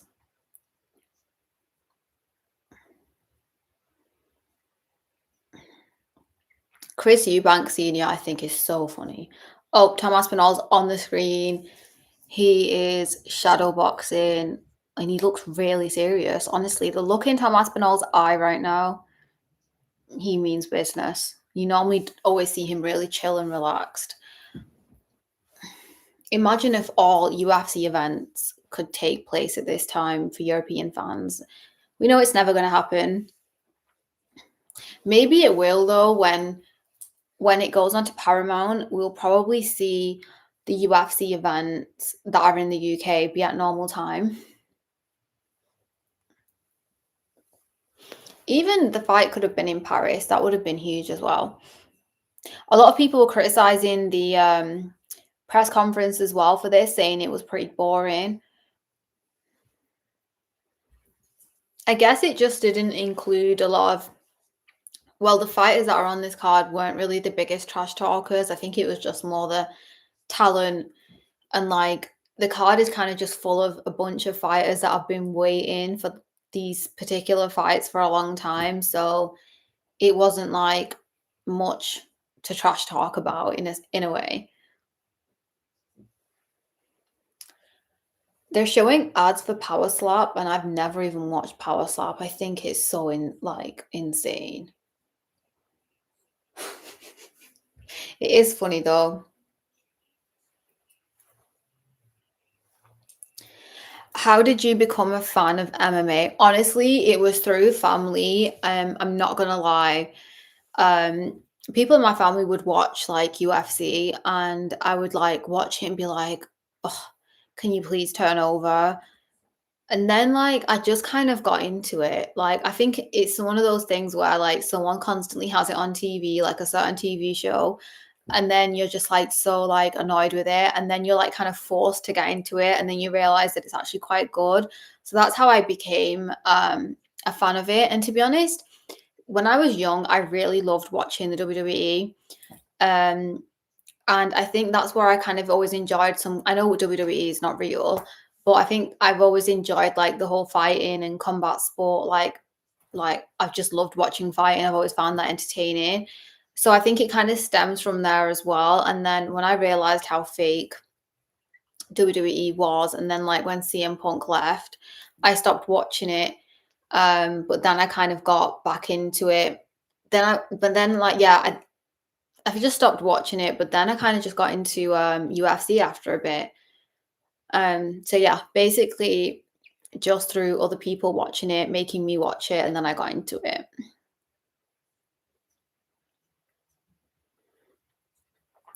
After discovering UFC, I never watched WWE. Yeah, true. Even for myself, I feel like a long time ago it was a bit more interesting, and but I did now that it's gone on Netflix. I watched like the last WrestleMania, and I thought that was pretty good. I'm glad they've got CM Punk back. He was like my favorite fighter, and even he came into the UFC. And honestly, I was surprised that he wasn't like, I expected him to be better in the UFC than he was, but he like had a few fights and lost them all, didn't he? And then he's now back in WWE. I think he had like a falling out with them, but yeah, I loved I really loved it, but then I've watched like WrestleMania and a few things that have popped up on Netflix ever since they've gone on Netflix. But yeah, I don't really watch like Raw or SmackDown on a weekly like I used to.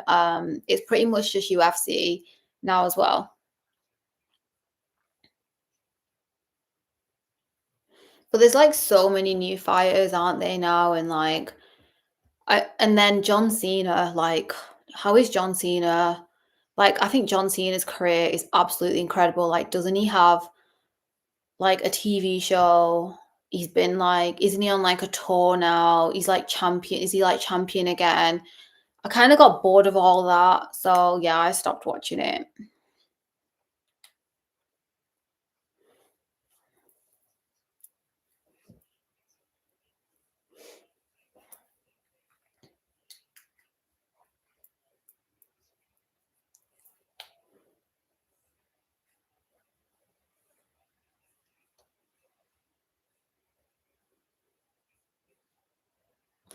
I feel like Tom Aspinall's got more pressure on him for this fight.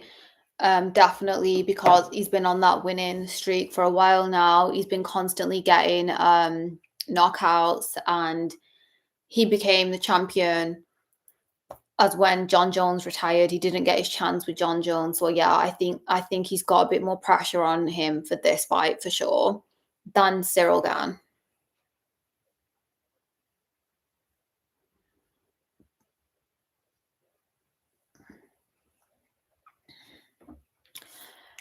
I really don't know what to predict this fight, honestly. John Cena was my favorite. I don't know. It's just, I guess it's just the I don't know. I just never really fell for the gimmick. You know, the whole like, yeah, I just never like fell for it. I never became a big fan of him. But he's so big. Like, I'm so impressed by his career and like he's got films, TV shows. I've not seen that TV show he's in, but I've heard that's really popular. Right, so it's about to start now.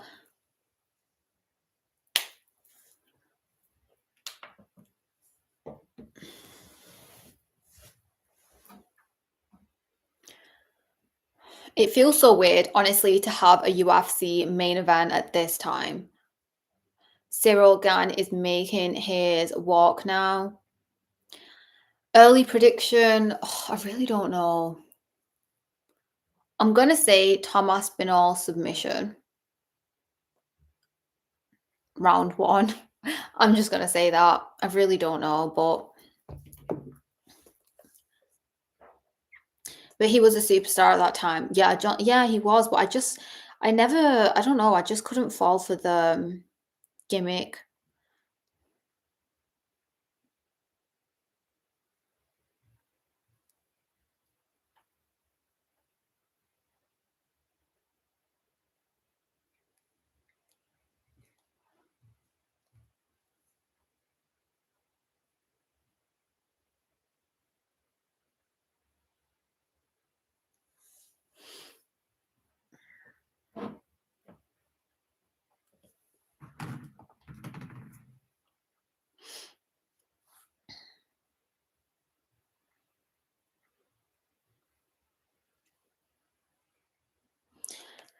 Imagine if it goes like the full 5 rounds, though. I think that would be like a first for Tom Aspinall and be a big test for him and his cardio because we haven't really seen Tom Aspinall have to go that like go the distance in a while now, and he's not fought in ages. It's hard to believe like how much of a gap. Like time goes so fast. It's been such a long time since his last fight. But I think the whole John Jones saga is to blame for that. Definitely.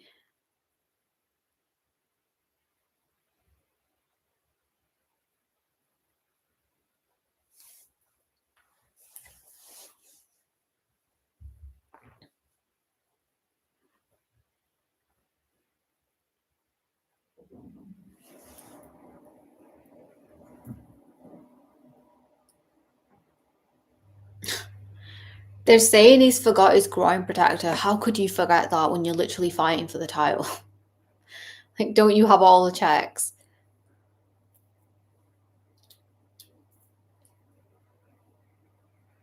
Oh no.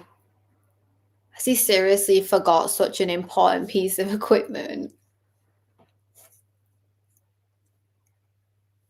Like, doesn't that like ruin your mentality going into like beginning the fight? Like, that is so bad for his team, really. Like, how can you not do the basic checks, especially when you're doing like the main event of the night? You're fighting for the title and you like forget something so important.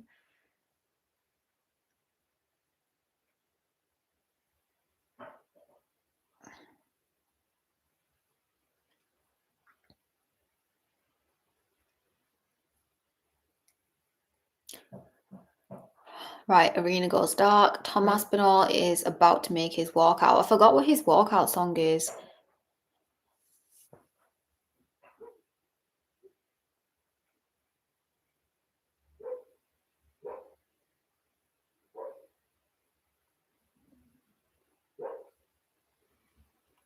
Umar showed just dominated a fighter with a 16-2 record and 8 fight winning streak.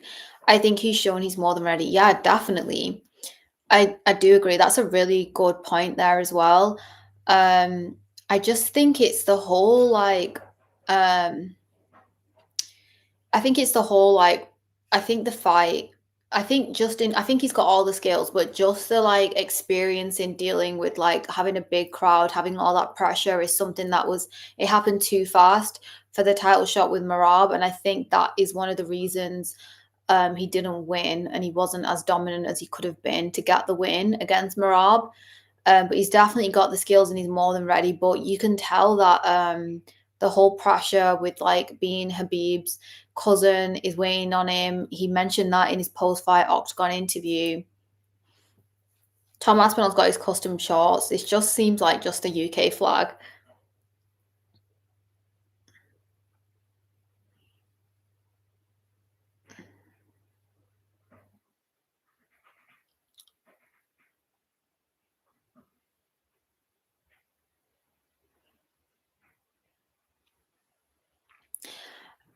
Where do you watch the fight? I'm watching the fight on TNT Sports box office. Most of the time, the UFC events just come on TNT Sports, but they put this fight on box office instead. I think the whole pay-per-view thing is gonna end though, isn't it? With like Paramount, with it going on Paramount Plus. I hope it means like I watch shows on Paramount Plus, so I hope that means it's gonna be on Paramount Plus for UK fans too. Because some of the things that are on Paramount Plus for US viewers, like some of the TV shows, aren't on Paramount Plus for UK people.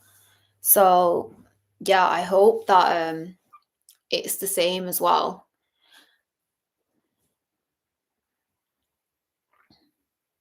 I've always wondered what Tom Aspinall's foot tattoos are, honestly.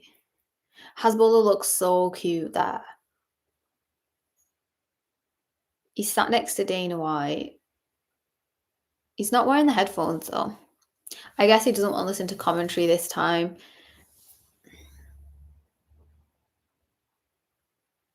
Last time I saw the Aspinall fight with Curtis Blades, um, the fight was very short. So it's like the first time watching. Yeah, it's true. It's like the first time watching him fight because you don't get to see much of him because of all the knockouts.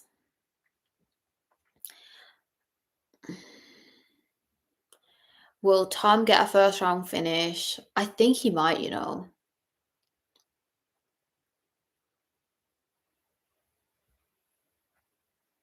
He's got that speed, hasn't he?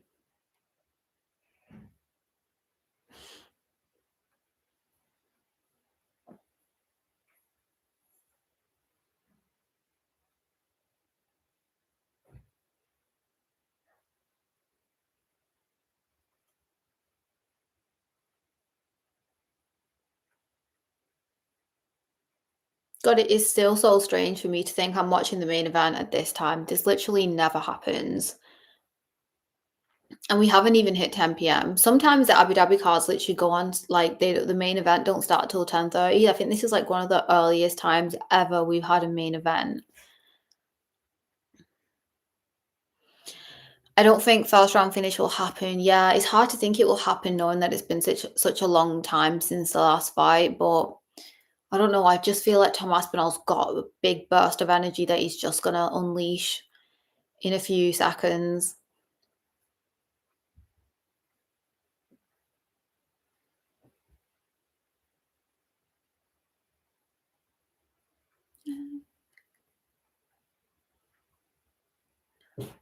That was the longest and now from Bruce Buffer ever.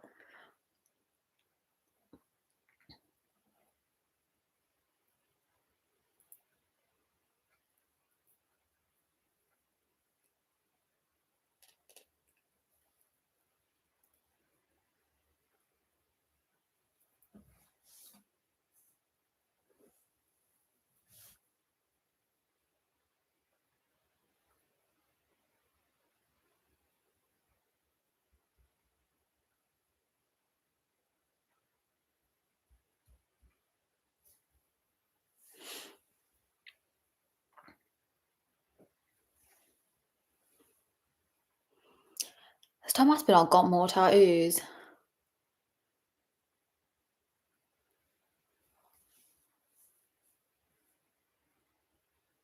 I feel like Ciryl Gane is getting booed by the Abu Dhabi crowd. That's interesting.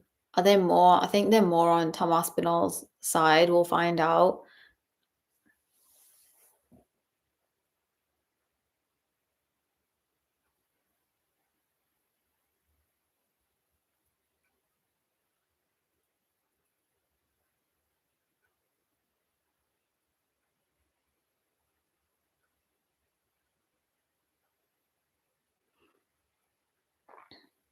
Even if John Jones wants to fight on the White House card or any like, I think that's the only card he said he's willing to do. Like, let's be realistic. Is it gonna happen? Actually, didn't Tom Aspinall say he's not interested in fighting at the White House at all? I swear he said that. It's just coming back to me now. I swear he said he's not interested in fighting at the White House at all. So yeah, forget about it.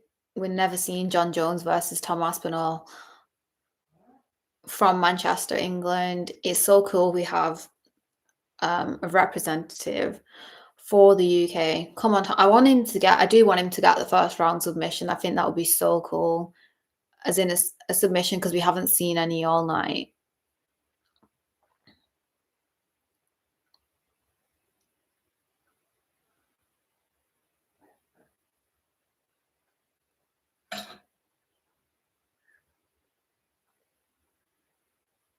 Right, about to begin. Let's see whether we get a tip. Oh, he didn't do the shoulder thing. He's not doing the shoulder thing. He's not doing. Did he forget? Did he forget the shoulder thing? Dana White just like patted Hasbulla on the side there, getting him comfy and ready. It's the cutest thing ever. He just like tapped Hasbulla. Why did he not do the shoulder thing? Did they tell him not to do it before the fight? Maybe they're like, you're not allowed to touch each other at all before the beginning of the bell. He did do the touching thing, so maybe we're not. That means we're not seeing a knockout.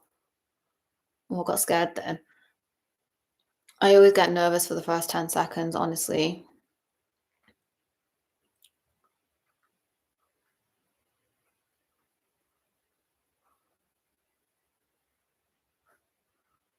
Ooh. God, if you can literally like I mentioned, the Octagon speakers seems to be so good tonight. You can just hear all the thumping so much. A big left hand from Tom there. Oh, oh, God, I get scared.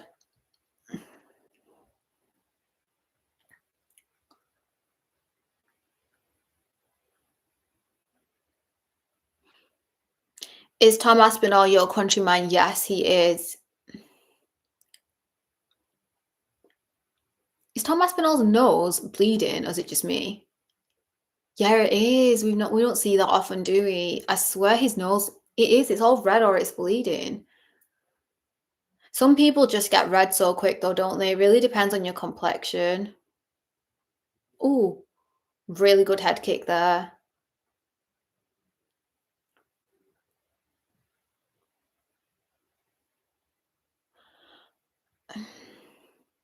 You're the reason people make fun of us after Dagestanis lose. You're projecting too hard. Sorry, is that aimed at me? I don't think Tom would get a TKO finish or a submission. Yeah, it could go 5 rounds, end up in a decision. It'd just be cool, just to see him get that. His dad always taught him Brazilian jiu-jitsu, so it would be cool for him to pull out those skills that he's had from the beginning.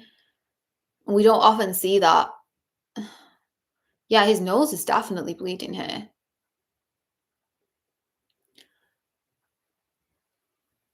Win or lose happens. Nobody can remain undefeated like Khabib. Yeah, true.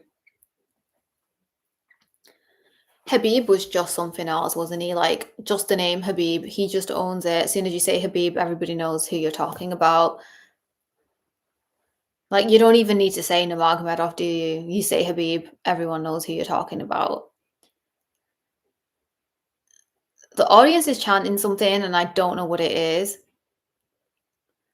So yeah, we're getting 2 minutes and 15.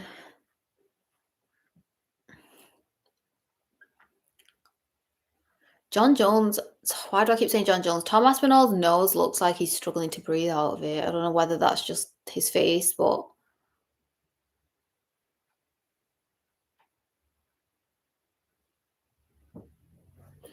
come on, Tom.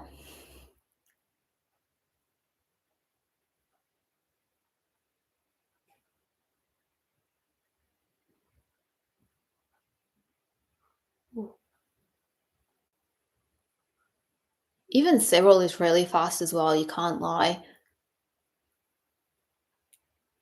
He looks really comfortable though. A bit of a giggle from both of them. They both look like they're really enjoying it. Everyone's like anticipating this big like war between these big men, but they're both, oh yeah, the blood is just smeared across his face now. Ooh,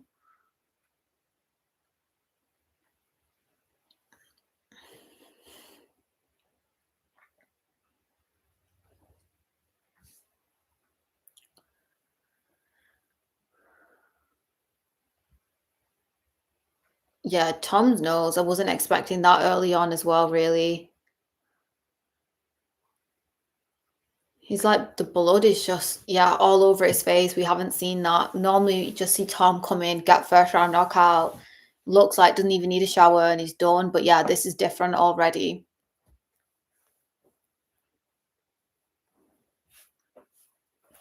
Oh, oh, he poked him in the eye. That's not a good poke as well, especially when you've got blood. I swear he's like, oh no.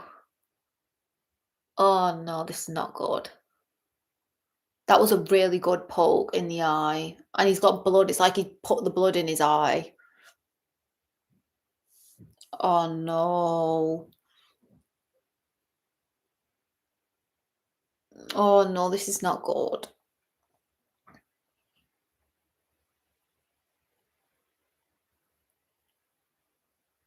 Oh, I wasn't expecting Tom Aspinall to have blood all over his face and an eye poke in the first round. But yeah, like I said before, while Tom is having a timeout, why do the whole glove thing, the new UFC glove thing was so pointless. They brought out these gloves that were going to be like tapered and bend the fingers over a little bit more. Oh, he's saying he can't see. I swear he's saying he can't see.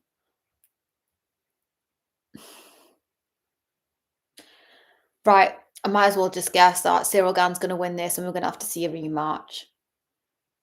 Oh, this is so annoying, especially when you haven't seen him fight in so long. He's got like the worst look.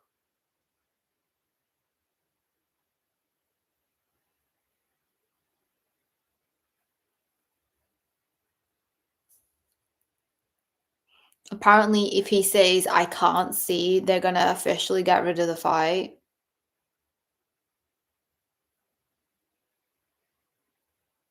Yeah, so that whole glove was so pointless. He fully had his hands like that. He had his hand like that. Like, that is so bad.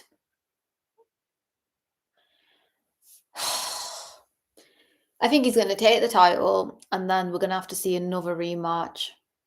Such bad luck. He has such bad luck. Do you remember when he got the leg injury as well last time? He's got the worst, like, first round bad luck thing ever, hasn't he?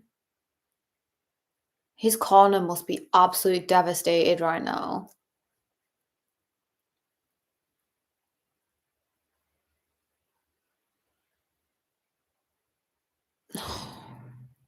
This is really disappointing. Come on, Tom. He's saying I can't F and C.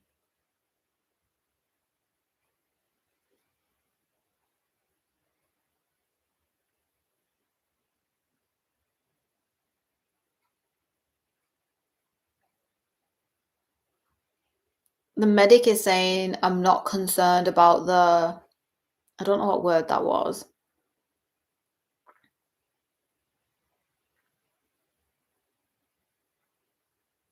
I bet he honestly, just imagine the amount of pressure you have when you're like the whole arena is there, like screaming, all this pressure on you. You're in the middle of the octagon, your biggest fights of your career, and you've got a literal eye poke and blood all over your face. Like just mentally as well. I swear Tom Aspinall has the worst round one bad luck in the history of the UFC. This is so annoying, honestly. He's got such a bad look. He poked him in the eye, like, apologize. The whole glove thing was so stupid. Like, why did they not make the gloves better? Why are they still getting eye pokes? I love his accent. He said he pinged me right in the eyeball, mate. This is really frustrating. He's had now it's been 3 minutes and 50 seconds of a timeout. So what happens in this now case? This is literally really irritating.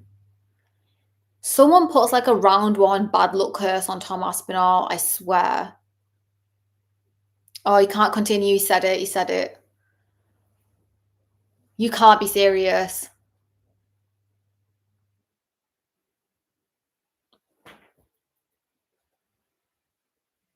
Oh my gosh. It's over, guys. What an absolute huge disappointment. He's not happy. Ciryl is not happy. Hezbollah looks bored. Dana just got up.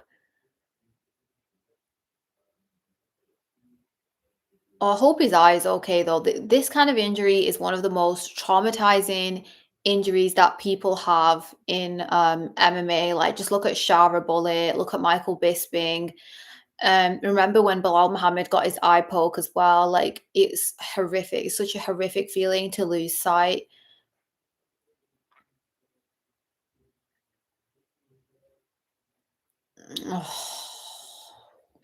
I swear, I'm just saying, Tom Aspinall has some really bad luck curse. His dad looks so disappointed as well. Like, it's so you just it's so gutting. Like, you have to feel so gutted when something like this happens. Like, when are they gonna fight now?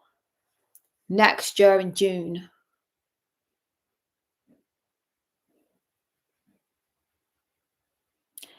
Oh, they should let people like with tickets come back the next day just for this event, seriously, to replay it.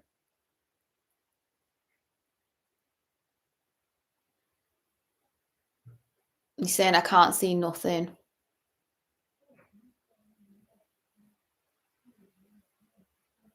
He's saying let's go. Tom Aspinall's really annoyed.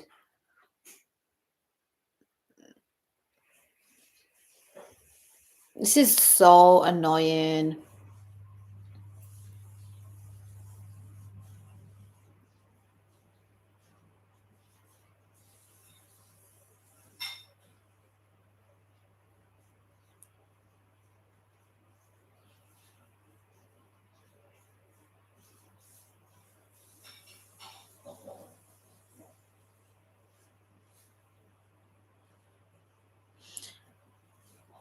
This feels like a bad dream.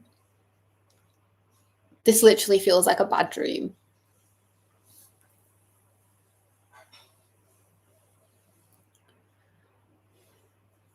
The crowd's booing.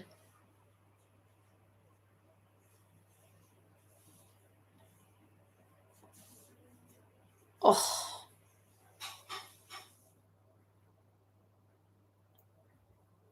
oh God.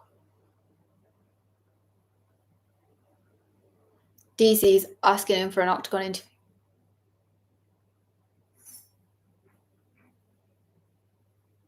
Oh gosh.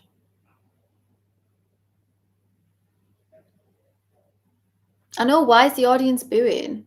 It's not his fault he got poked right in the eye and he can't see.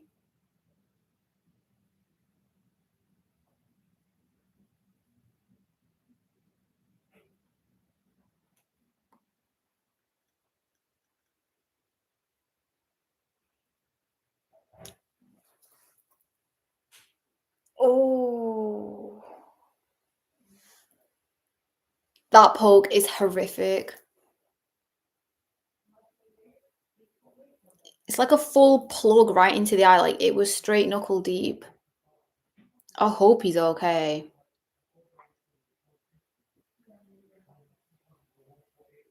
Oh, what a waste of time. What has Ciryl got to say for himself? Thank you for not putting your fingers down.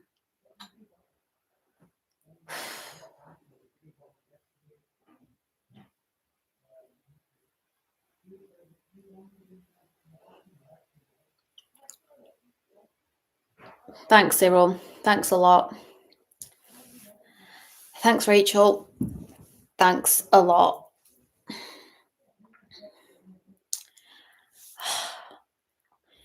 Let's look at the chart before I disappear and go cry about this. Habib still has the most 10 at 8 rounds, even him being retired 5-6 years, which shows you how dominance he had. Arguably never even lost a round. One and only GOAT Habib. Yeah, true. He's the absolute GOAT, in my opinion. It's over. Good wishes for Aspinall. Sad for Ciryl Gane. Yeah.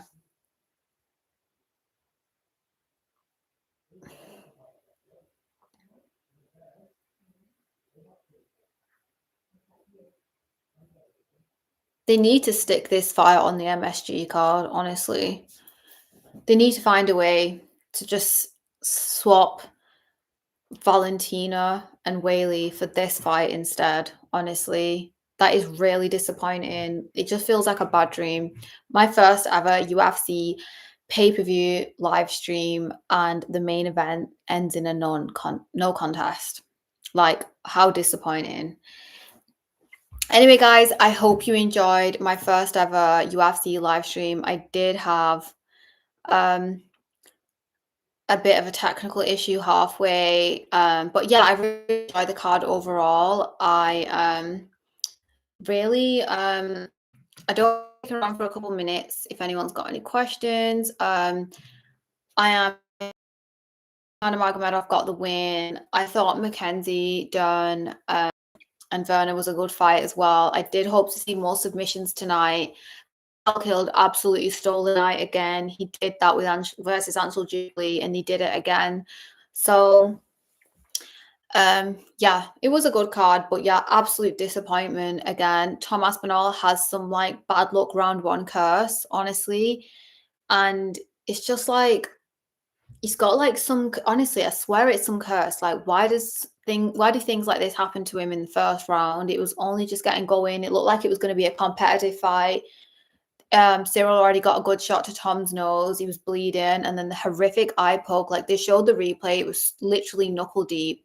I hope his eye is okay though, honestly, because that is such a horrific injury to have. It can literally ruin people's lives, honestly. Tom sucks by Natasha. No, Tom Aspinall does not suck. I think Tom Aspinall is great. He's got a great personality. He's a great fighter. I hope they stick him on the MSG card and just swap it and do something. But yeah, is that even going to happen? Do you still love the fight Islam Makhachev? Yeah, I think Islam Makhachev is an absolute icon. I think he's an incredible person. You know, if you actually look into Islam Makhachev, you think he's had such an incredible career. He's so inspirational. He's a true gentleman and he is so insanely talented. So yeah, I love Islam Makhachev. Um, I hope Tom is fine and a comeback stronger for the rematch. Yeah, me too. Maybe in the first round, then he can get his submission. Um, off men you like in the UFC. Yeah, I think Islam Makhachev is definitely my favorite fighter. I hope he gets his hands on that welterweight championship in November. I'm really looking forward to that, even though it's going to be at like 6 a.m. UK time. In terms of other fighters as well, I really want to see Movsar Evloev fight Volkanovski soon. I think that'd be a really interesting fight. I know he's had all these decision wins, but I think he's really talented. So yeah, that is really disappointing. It's like such a you can just see how everyone's disappointed. The mood and atmosphere has just dropped. People in the audience were booing, like, why are you booing? It's not his fault. And like, I guess it's just like again, lack of compassion from MMA fans. They just want to see an all-out war and don't understand the amount of sacrifice and training and risk it takes to get into the octagon. They're showing the replay again, actually. So it's a poke in that eye, and then he literally sticks his like first finger. Ooh, it literally looks like a full plug. That is horrific.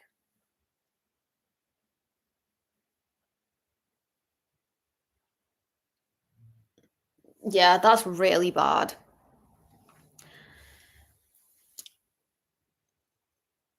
They're talking about the booing now.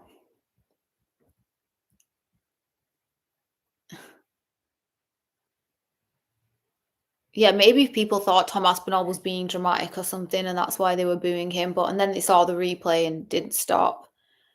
Um, you should live UFC 322 event. Yeah, of course, I'll try to do more live streams as well. Definitely for like main cards. I mean, what can't Tom do? I mean, what can Tom do? It's not his fault. I don't know why the crowd booing Tom. Yeah, it's terrible. Yeah, I guess it's just that toxic thing from MMA fans. They just want to see an all-out war. They hate when fighters have an injury and have to pull out. They just want to see an all-out war, and they don't really appreciate the amount of risk it takes. And like how much strength it takes and how much they're literally putting their life on the line stepping into that octagon and the pressure they have. So final question, who is the better fighter, Tom or I don't know who that fighter is. Anyway, guys, yeah, I hope you enjoyed this live stream. I will try and live stream the next event too. So yeah, I hope everyone has a good rest of their evening.